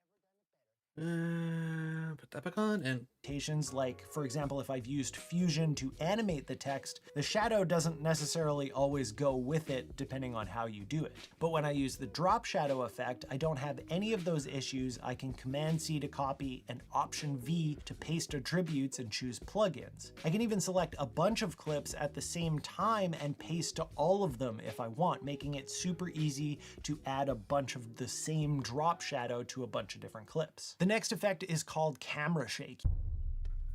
You can find it under Open Effects and Resolve Effects Transform, and I use it for 2 different reasons mostly. The first is basically to do what the name suggests. If I have a static tripod shot that I want to look a bit more like it was handheld by adding a bit of camera shake, I can just drag the effect on there and bam, we've got more camera shake. There are so many different things that you can tweak in the settings here, but the main 2 that I use are at the top, called motion scale and speed scale. Generally, if I just want a tiny bit of motion, I'll dial these back to 0.2 or 0.3 each, and that usually does the trick. The other thing that I use these for is to add a bit of motion to graphics that I have floating in and out of the screen for explainer videos. For example, maybe I'll use the push transition to get the logo on the screen, and then a little drop shadow, and then I'll add the camera shake at 0.2 for both motion and speed scale, maybe another push at the end to have it exit the screen, and it will look something like this. The next effect that we have is one that I only found recently, but I've been using a whole bunch, and it's called blanking fill.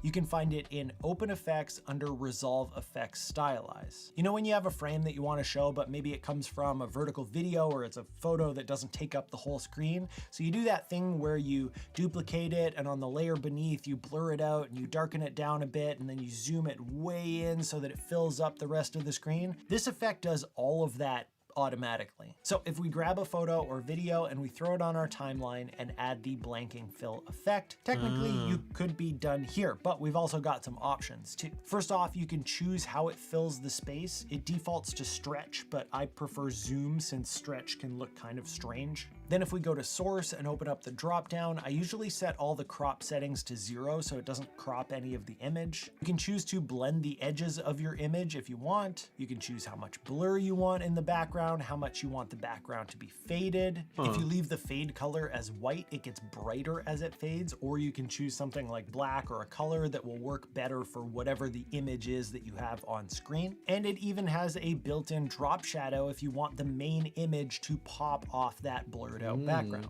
And finally, there's a global blend that is kind of like an opacity slider for that background. It's so much easier than doing it all manually. Now, in case you didn't already know, I want to show you how you can make getting to all of these effects so much more easy.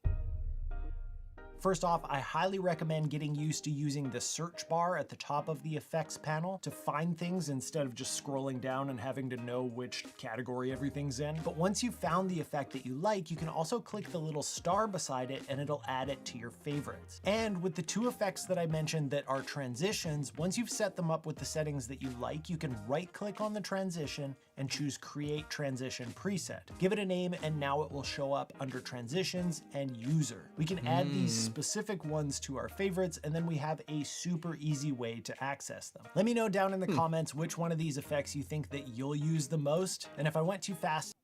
All right, I definitely think like we've learned a nice little bit of things. I feel like obviously there's probably a lot more like different like tips and tricks we could probably learn and figure out, but I think with the time that we have left, I want to try and re-familiarize myself with how my original plan was for like how I was going to do my trailer. So let's see.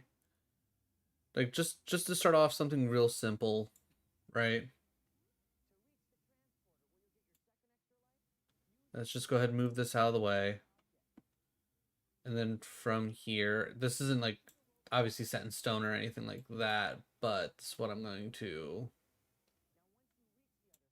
do in this specific scenario, just so we can have like this idea, right? So what I'm going to do is I'm going to actually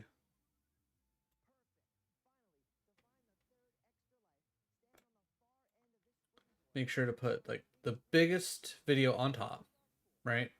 Biggest video on top, that's going to be the whole thing. That's on 4, so theoretically I would get rid of these other 3 audio files, but we'll worry about that in a moment. And then from here, we want to, I guess, transform each of these videos, and we need to figure out exactly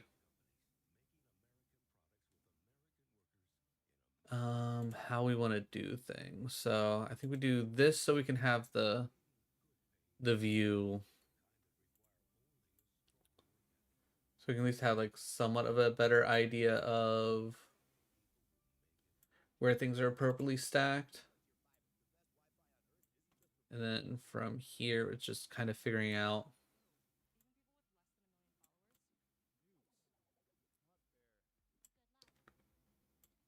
exactly like where the exact halfway point of like each thing is. I will also say I hate how dragging to like expand each thing kind of like has its own kind of like, I guess, hoopla, if you will. No, this one, yes. So I'm hoping that I got the sizing right. So if I get this down to about the right size.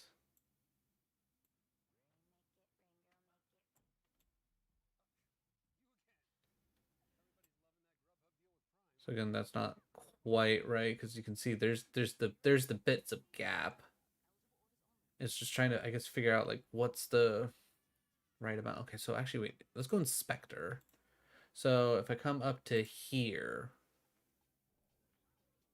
and okay, so the zoom is 1429. All right, so maybe if I go 0.5, 0.5, and then 0.5, no, 0.5, and then, because maybe that'll be that right like even amount. Hey, DeSarah. Everything's going pretty well. I feel like I've learned a good handful of things when it has come to editing. Like different ideas, different things that I can specifically do in like DaVinci Resolve that should generally help out. And then Okay, yeah. So I think putting them all to 0.5 was like about the magic amount. Now it's just kind of like making sure that they are in actual like alignment. Because in all reality, they don't need to be like perfect. They just need to be decent enough. So this needs to come over just a slight.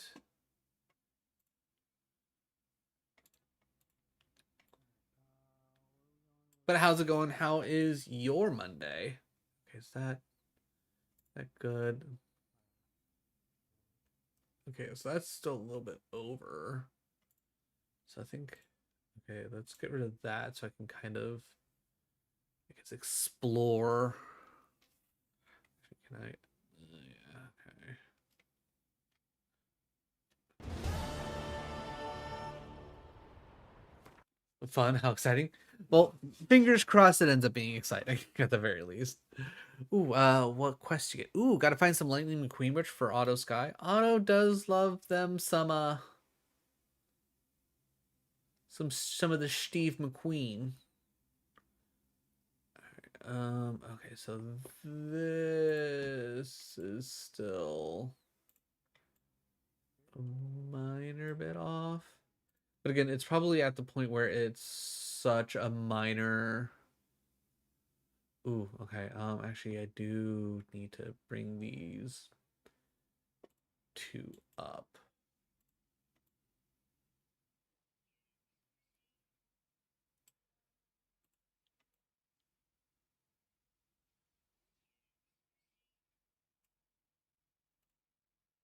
Is that good? All right, that seems fine.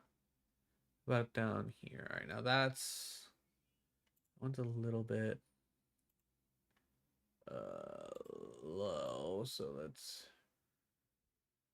raise that up a bit. All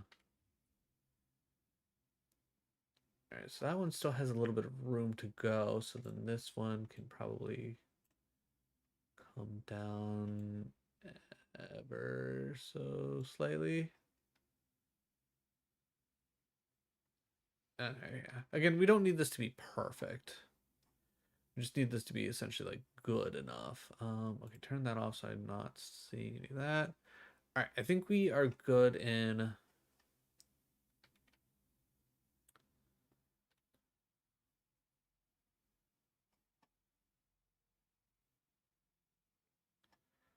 I will say I really hate the zooming in and out in this. Like if there's a way for me to like drag this view around, that I feel like that'd be so much better. Actually, wait, Z? There. Oh yeah. Now I'm remembering random buttons and whatnot. So let's expand this out so we can see this just a bit better. Now, the whole thing was about doing keyframes.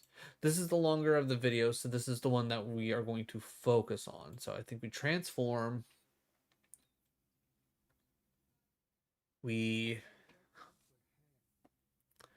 Then I think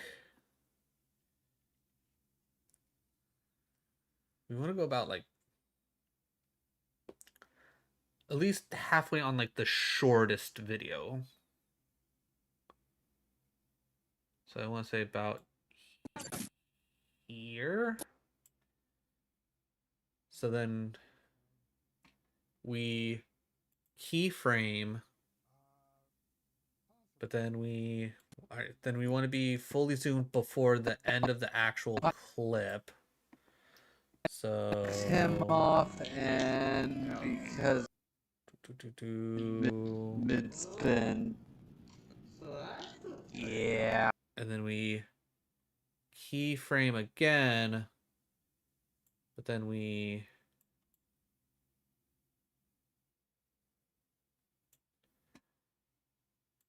just no, that's not what I wanted.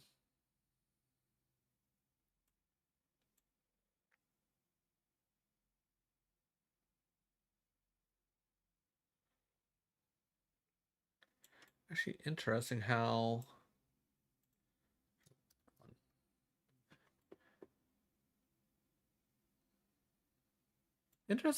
actually wait, that that right? That's actually, I think that's actually right. I think that works. All right. So I think with that, we come here. Cool. Before I do that, what's Okay, why is that there? That's not right. That's just not right. Boom. All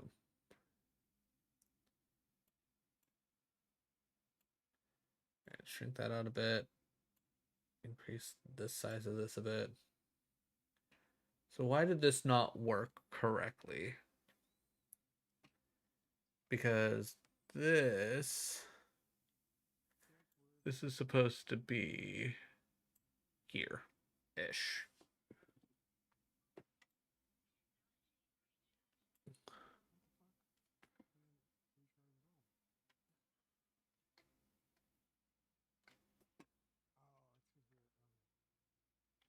Okay, no, I follow you.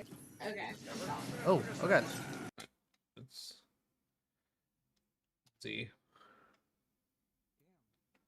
Bring this down. All right. Hello?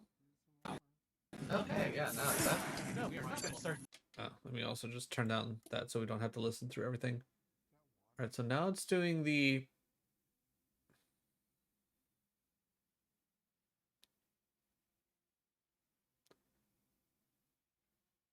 interesting. Okay, why did it do it that way?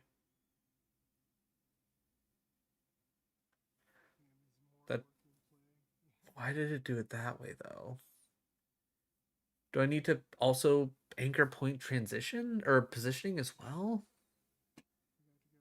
So, okay. All right, so I guess let's undo both of those. So that's all set. So let's undo that so we have a little bit more room to see. Right now, what if I dynamic zoomed? No, I don't want dynamic zoom. So that just immediately does that. So again, I want it to go to about, I don't know. Okay, so I want it to go to about halfway. And then we zoom and position. And then we go to about a couple moments before, and then we boom, boom. And then from here,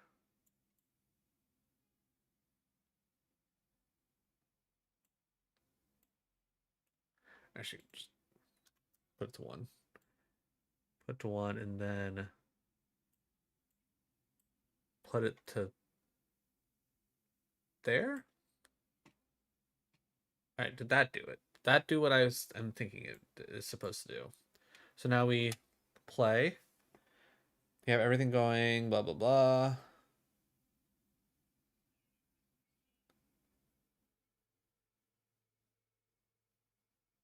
Hit the halfway mark, it starts to come in. That's the one we're focusing on.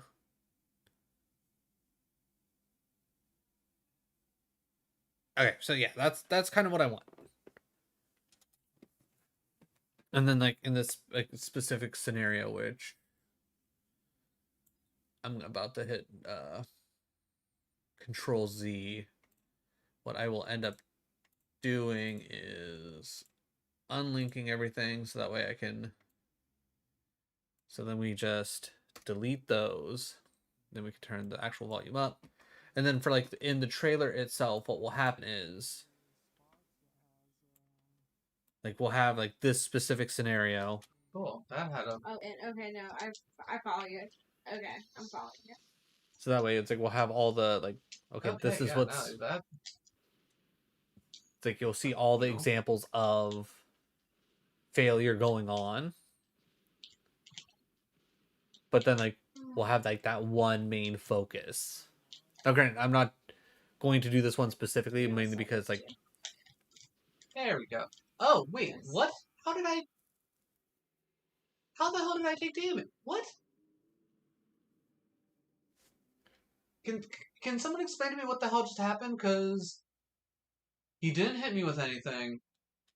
Plus, that's like just an unnecessarily long clip. Like that'll be a good one. A good one in general to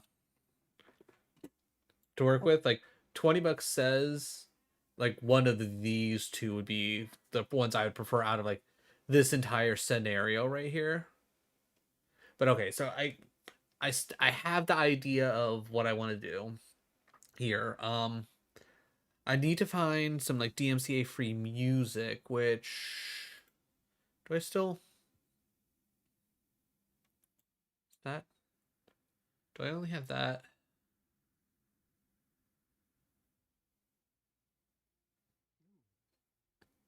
Okay, so because I think I found decent things. But yeah, I found these different YouTube things that I was like, okay, these would probably be funny background music, but I don't know if any of these are actually DMCA free. That's the problem. I can't remember if they are or not. Which I'll have to look into that, but I'll have to find specifically like what would actually work. But this is generally what I'm thinking. I'm also thinking like a little bit bigger now because at first I was just gonna be like, okay, here's all the like in this case fail clips where like we'll be going over the different fails and I have them like all organized based on like, okay, here's what the similarities. So like all of these are like Souls-like fails. All of these are like Mario specific fails or Nintendo fails. These are like shooter fails, which again, it's mostly Apex or Fortnite. And then these are just like, because I don't have any like these are just like random like generic, like I have no specific spots for them fails. So that way like you still like in this scenario you can get an idea of like this is what all's like you can expect to see. It's just a matter of figuring out, okay, what clips do I want to be like the main focus? What do I want to have specifically presented? But I think like I like this idea. I like this idea when I first had it. I'm sad that I actually did I screw up? I think I did screw up because no. Oh, okay. Okay, so I already have the fail and the wins done. So I just need funny. Oh my god, I thought I lost these. Okay, well, you know what? Okay, how did past me do? Let's find out. YouTube, don't yell at me if I accidentally use DMC music. I think I specifically try not to. What did I do? Pause. Bring this up. Please don't be too loud. Oh. I did not want to dodge backwards. Oh god, I'm pretty sure it's double stink bug. Oh. Yeah, so, okay, some of these like pushes are not great. No.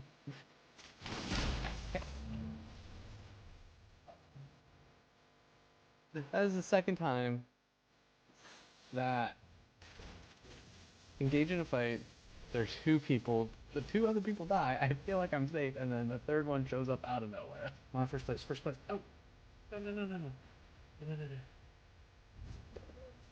No. Oh, help, call a scientist. Oh, the game screwed me there. Oh. Let's see, that was a better transition.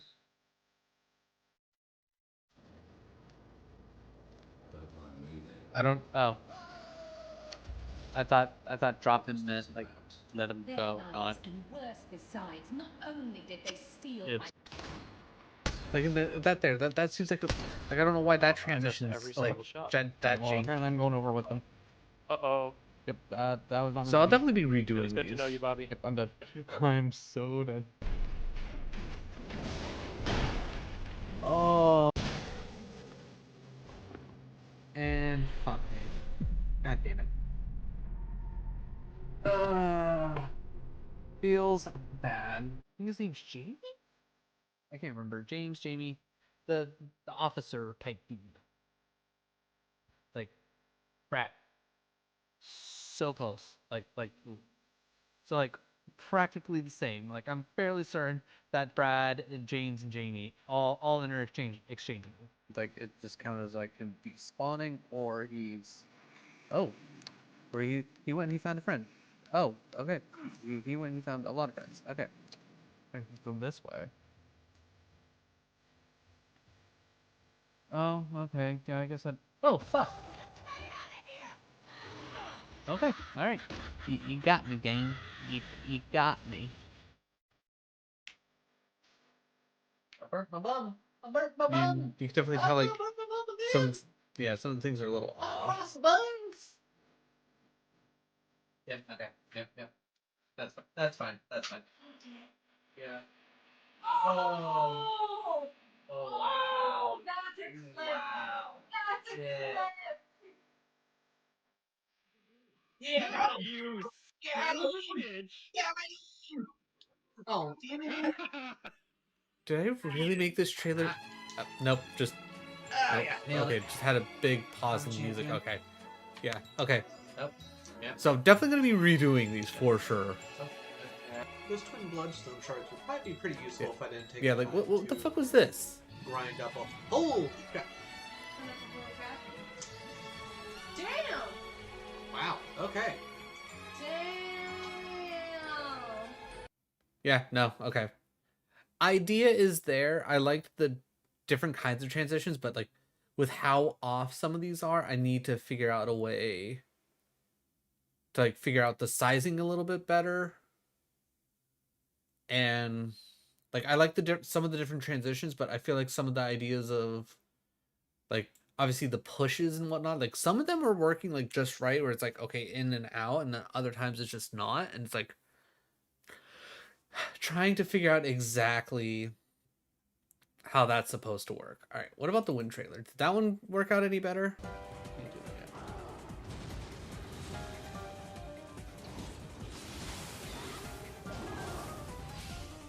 Got him, coach. First try. Nailed it.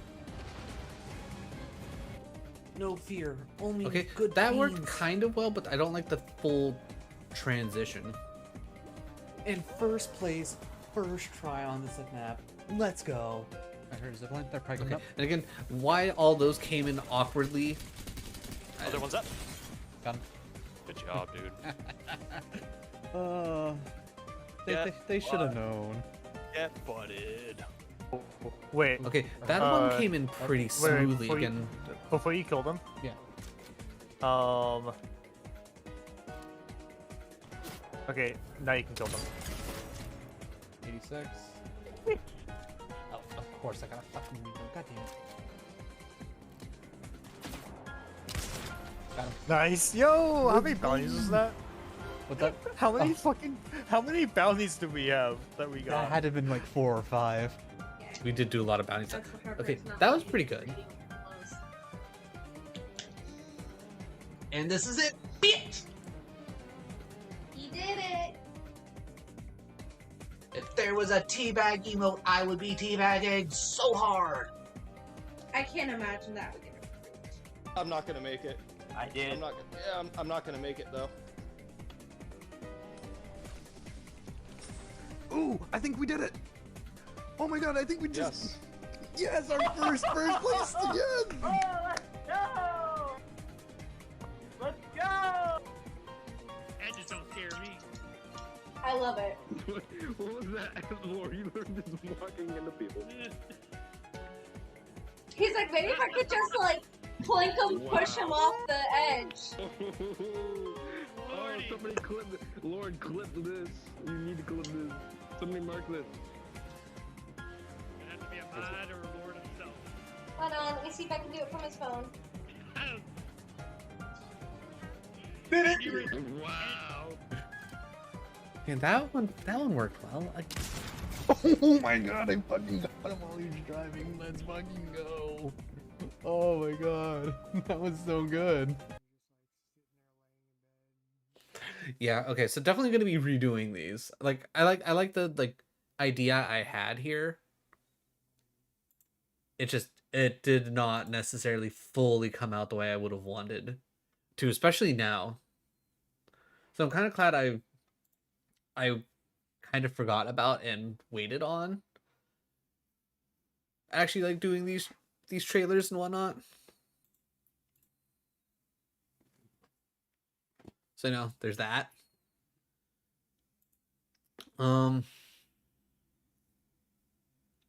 But yeah, maybe like the different like push trend. Okay, so let's do it this way. We'll keep this as is right now. Let's just pull out another 4 randomly, right? And then from here,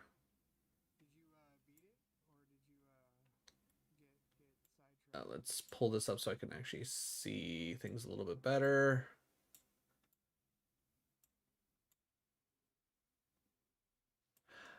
I just now realized that everything's off. 1, 2, 3, 4. Okay, so I didn't actually need that one, so that one's mildly off. Okay, so we got all those. All right, we already got the one at the top, so let's just actually, again, yeah, I kind of want to do this in a way where I can actually try and reuse this in a way. So, all right, so we get all that, right? Bring this down again. So let's get to here. Bring that, see that. All right, then. So we're talking top form. I feel like 0.5 is like that kind of sweet spot.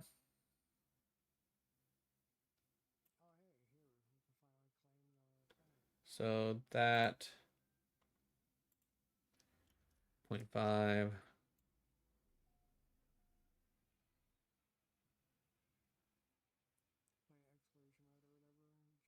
That's about right. 0.5.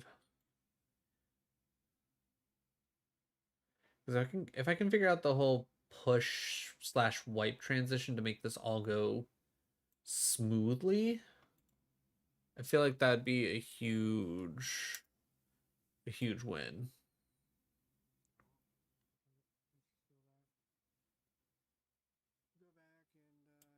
All right, then, all right, so let's zoom in.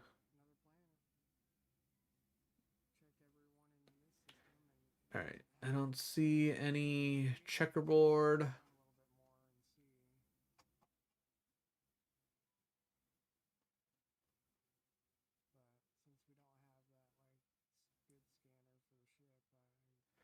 There's a little bit of checkerboard there. All right, there's that. All right, that does not create any checkerboard there from what I can tell.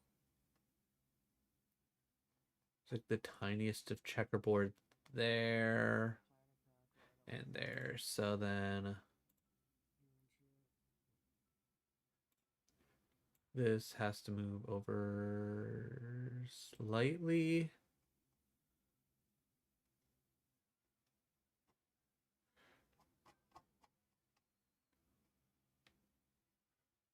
That seems fine. Okay, I think that's like, that is generally fine. And then again, I want something very similar. So we're gonna take this one. Again, I'm not always gonna do top left is the zoom in, zoom out. Again, just trying to like figure out how to do this in a way where it actually like molds together appropriately. So we do the key points for the zoom in, zoom out. Take it to like the next thing out, so that way whenever it comes to zooming, hopefully it'll be fully zoomed in by the time we need it to be in the right spot. We point, no, we won.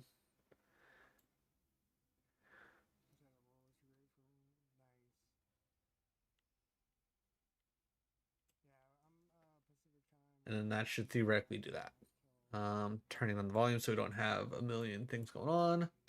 So play, blah, blah, blah. Things are going on.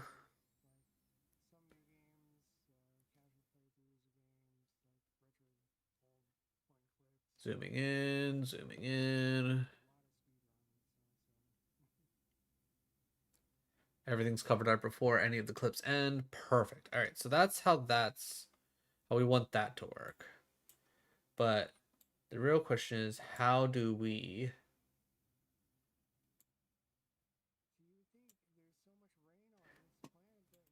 get from essentially this to the next one? Like, do we bother doing a transition? Do we just go hard cut? Maybe do like a J cut on the type of deal along with it? Like, would that be the play?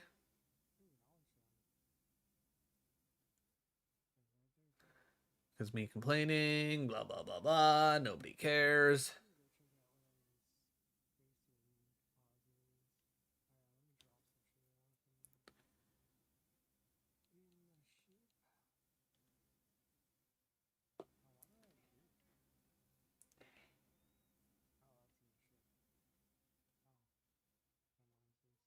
Man, that one clip is just so long.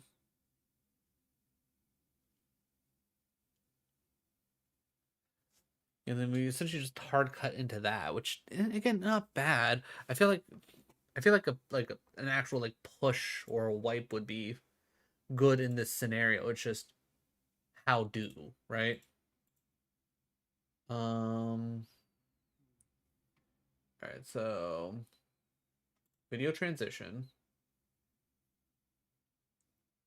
Okay, so we got the push, and then where was the wipe? The wipe was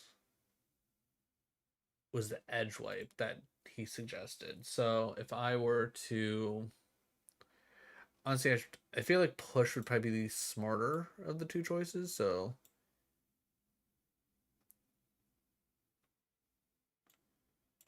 okay, so let's pull that down. All right, do I need to push?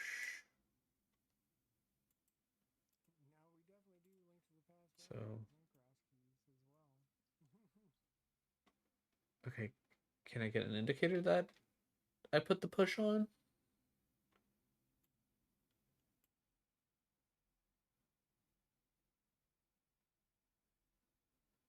Okay, okay, so there's no transition on that. Why is there no transition on that? Pull, drop.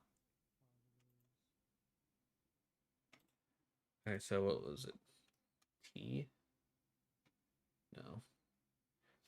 A, that. It was Control T? Alt T? No. Okay, why can't I not put a transition on that?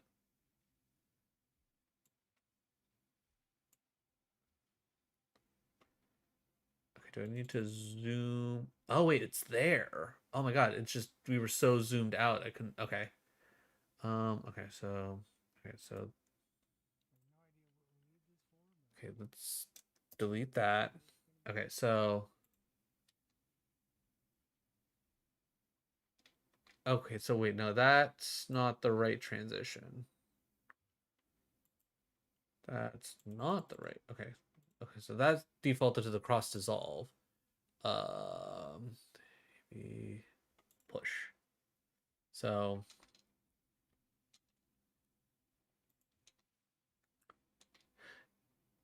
yeah, that's not okay. So what if I?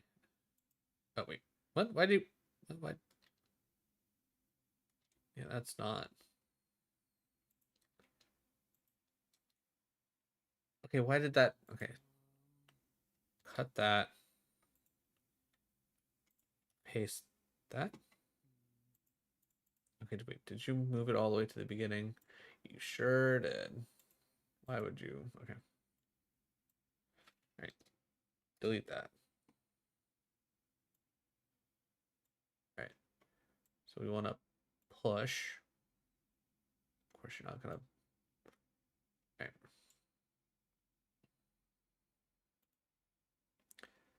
All right. Was it Alt T? Was it Control T? Control T. There. Okay, so that put the transition. We want the push.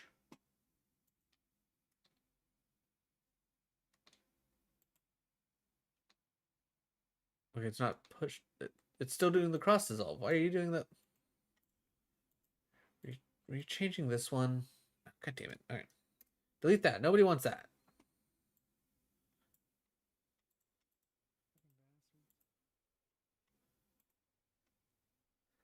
Push.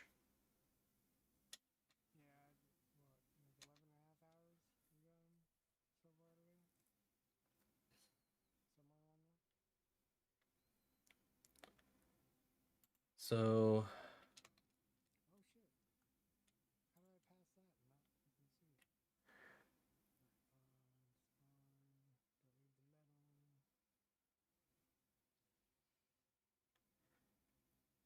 So if I were to, I guess,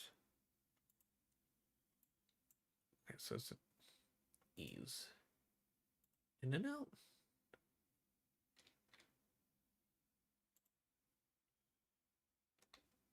I don't know if that really did me any good.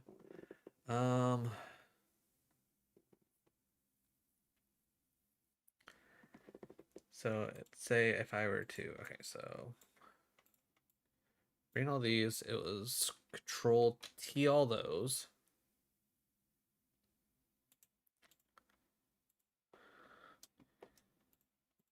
We're not going to worry about the ends at the moment.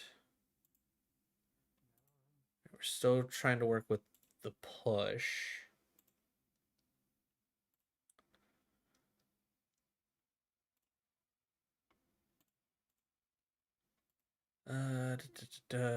More push.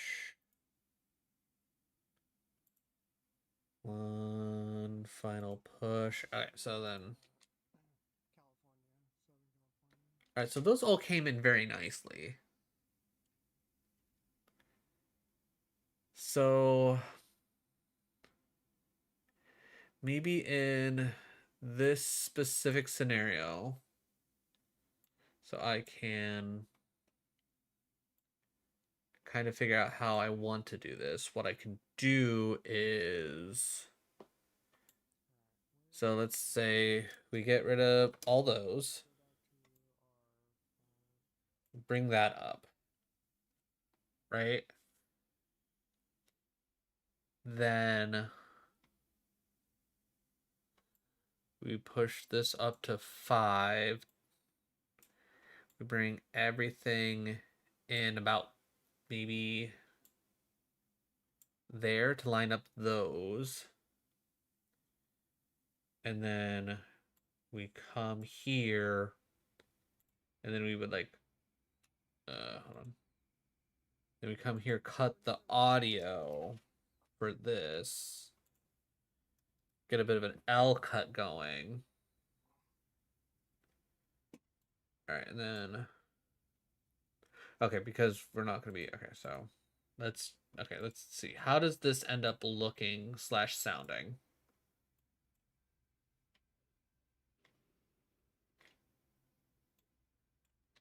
Dumb fuck. So I'm gonna say no. Would really like to know. Deal with. Okay, that was almost perfect.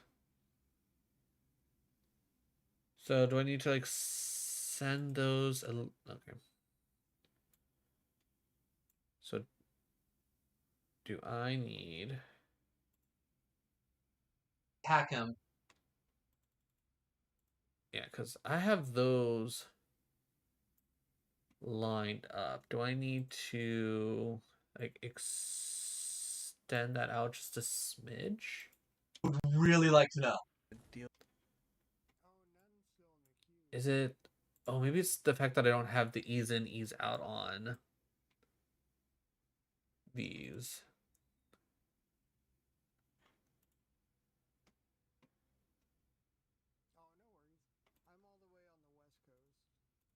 Maybe that's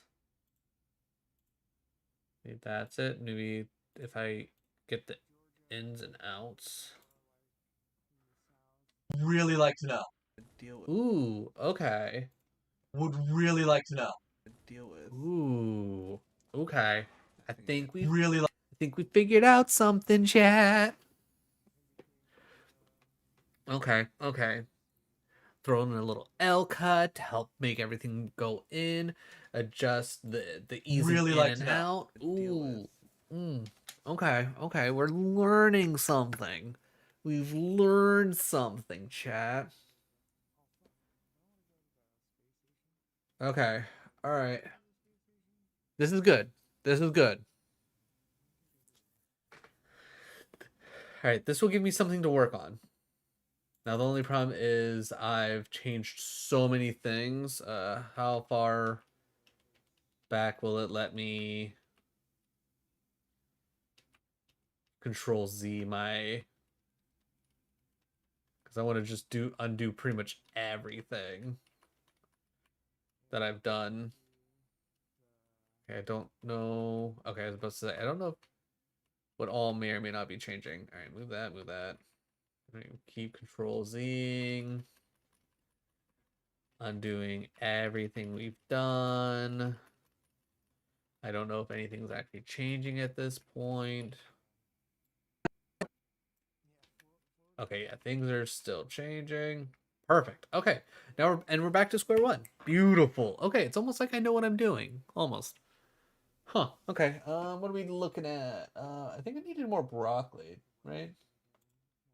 Needed a little bit more broccoli, a lot of red chilies. All right. Do we got some room for some more broccoli? We'll get broccoli going, and then we'll try and remember to load up on red chilies tomorrow. We got anything in here? Celery. Celery needs something, sure. Parsnips need something, sure. Ooh, blue red cheddar. Alright, we're gonna go over the legendary for the cabbage. Plus 35, minus 2 water. Honestly, I don't care about the 2 water. We'll keep red chilies as is. And we'll re-roll that. Okay, cool. Alright, I think we're looking pretty good. Let's just convert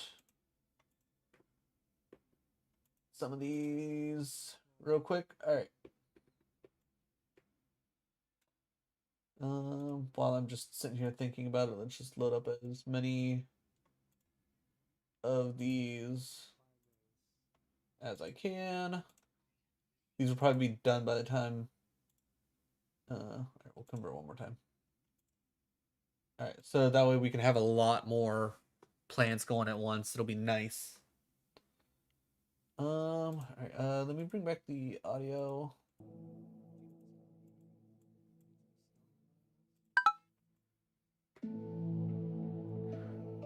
Okay, that's about a good amount. Okay,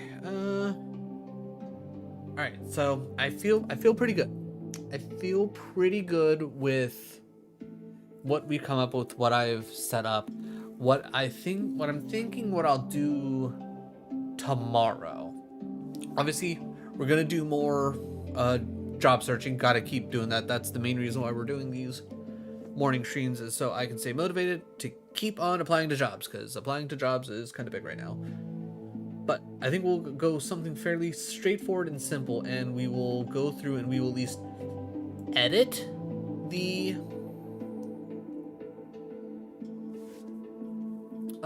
videos. Maybe I'll look into some background music, because I think each of these videos is going to need background music. And then I also need to figure out, like, I feel like some general, like, transitions in between each of the things, not just like generic pushes and just like same kind of deal of, hey, here's videos and whatnot. But I think we have a plan. I think we have a plan, which is huge. Other than that, I think one of the like next things that I want to do,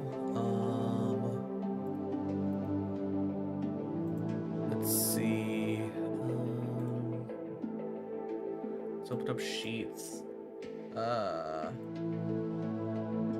So we've done thumbnail creations. We've done a little bit of Photopea. We haven't really looked into GIMP, but I think Photopea is like the new thing.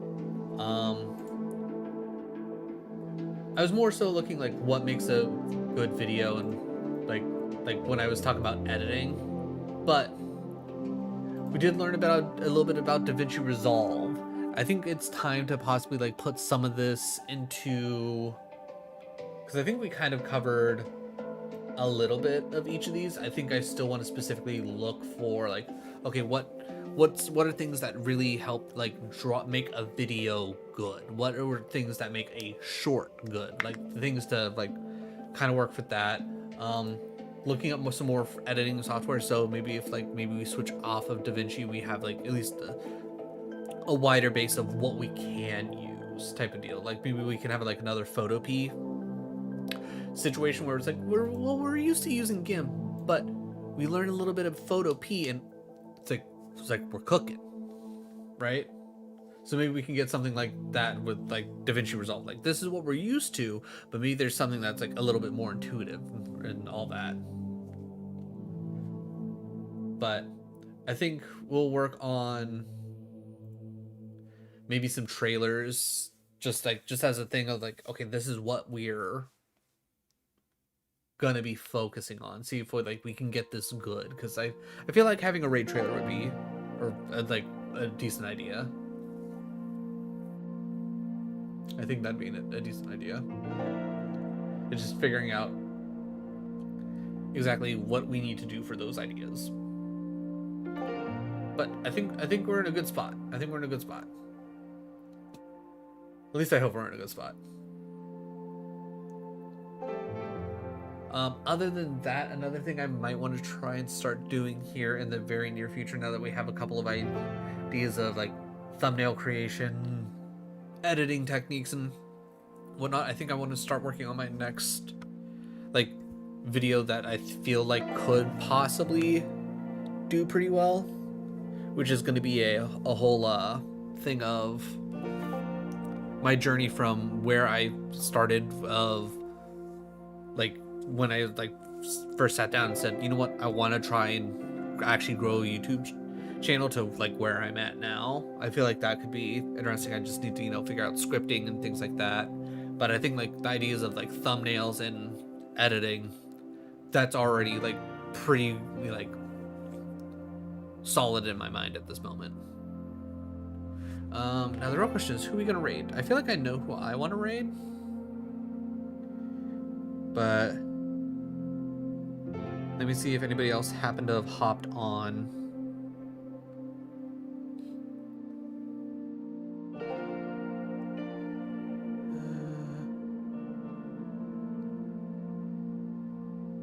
Okay, I don't think anybody that's doing the Twitch Summer Games is on, which I, you know, not a big surprise. But I don't normally get to raid Crafty, and I think we're gonna raid Crafty. Real quick, if you're hearing the sound of my voice, if you have heard of the Twitch Summer Games, this is the link to the voting for the first community challenge, where we all made grandmas in games that have character creations, and we also gave them a little backstory on what their favorite or what their like signature cookie is.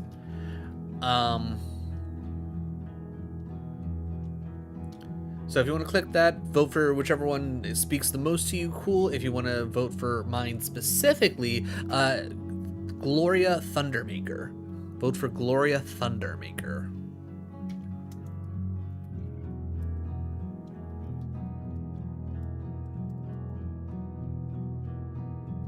Alright. Ads are starting in about a minute, but screw that noise. I want to raid now. I want to raid now, damn it. Plus, we've already been going for 4 hours. I hope you have a great rest of your day. Thank you for streaming. Appreciate it, DeSara. Really appreciate it. Always appreciate you stopping by.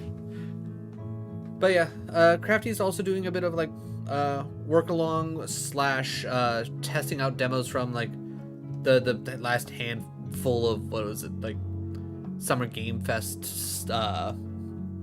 So yeah, but general reminders, later today I'm going to be doing some Pokemon Radical Red Randomizer. We're going to be starting off going against Erica. Tuesday, again, Monday through Thursday this week in the mornings, more work along streams, so I won't go through all that. Tuesday is going to be Pokemon Stadium. Maybe we're finishing the Pika Cup. Maybe I need to figure out something else. I don't know. Wednesday, provided that Adam can, we're going to do Seamless Co-op. If not, I'm going to figure out something else on the fly. And then Thursday, we're getting back into Elden Ring. But either way, let's go show Crafty some love. I know I will. And I will catch y'all later. And by later, I mean later today. I mean, if you have the time to stop by, at the very least. Either way. Alright. Bye, everybody. Go show Crafty the love.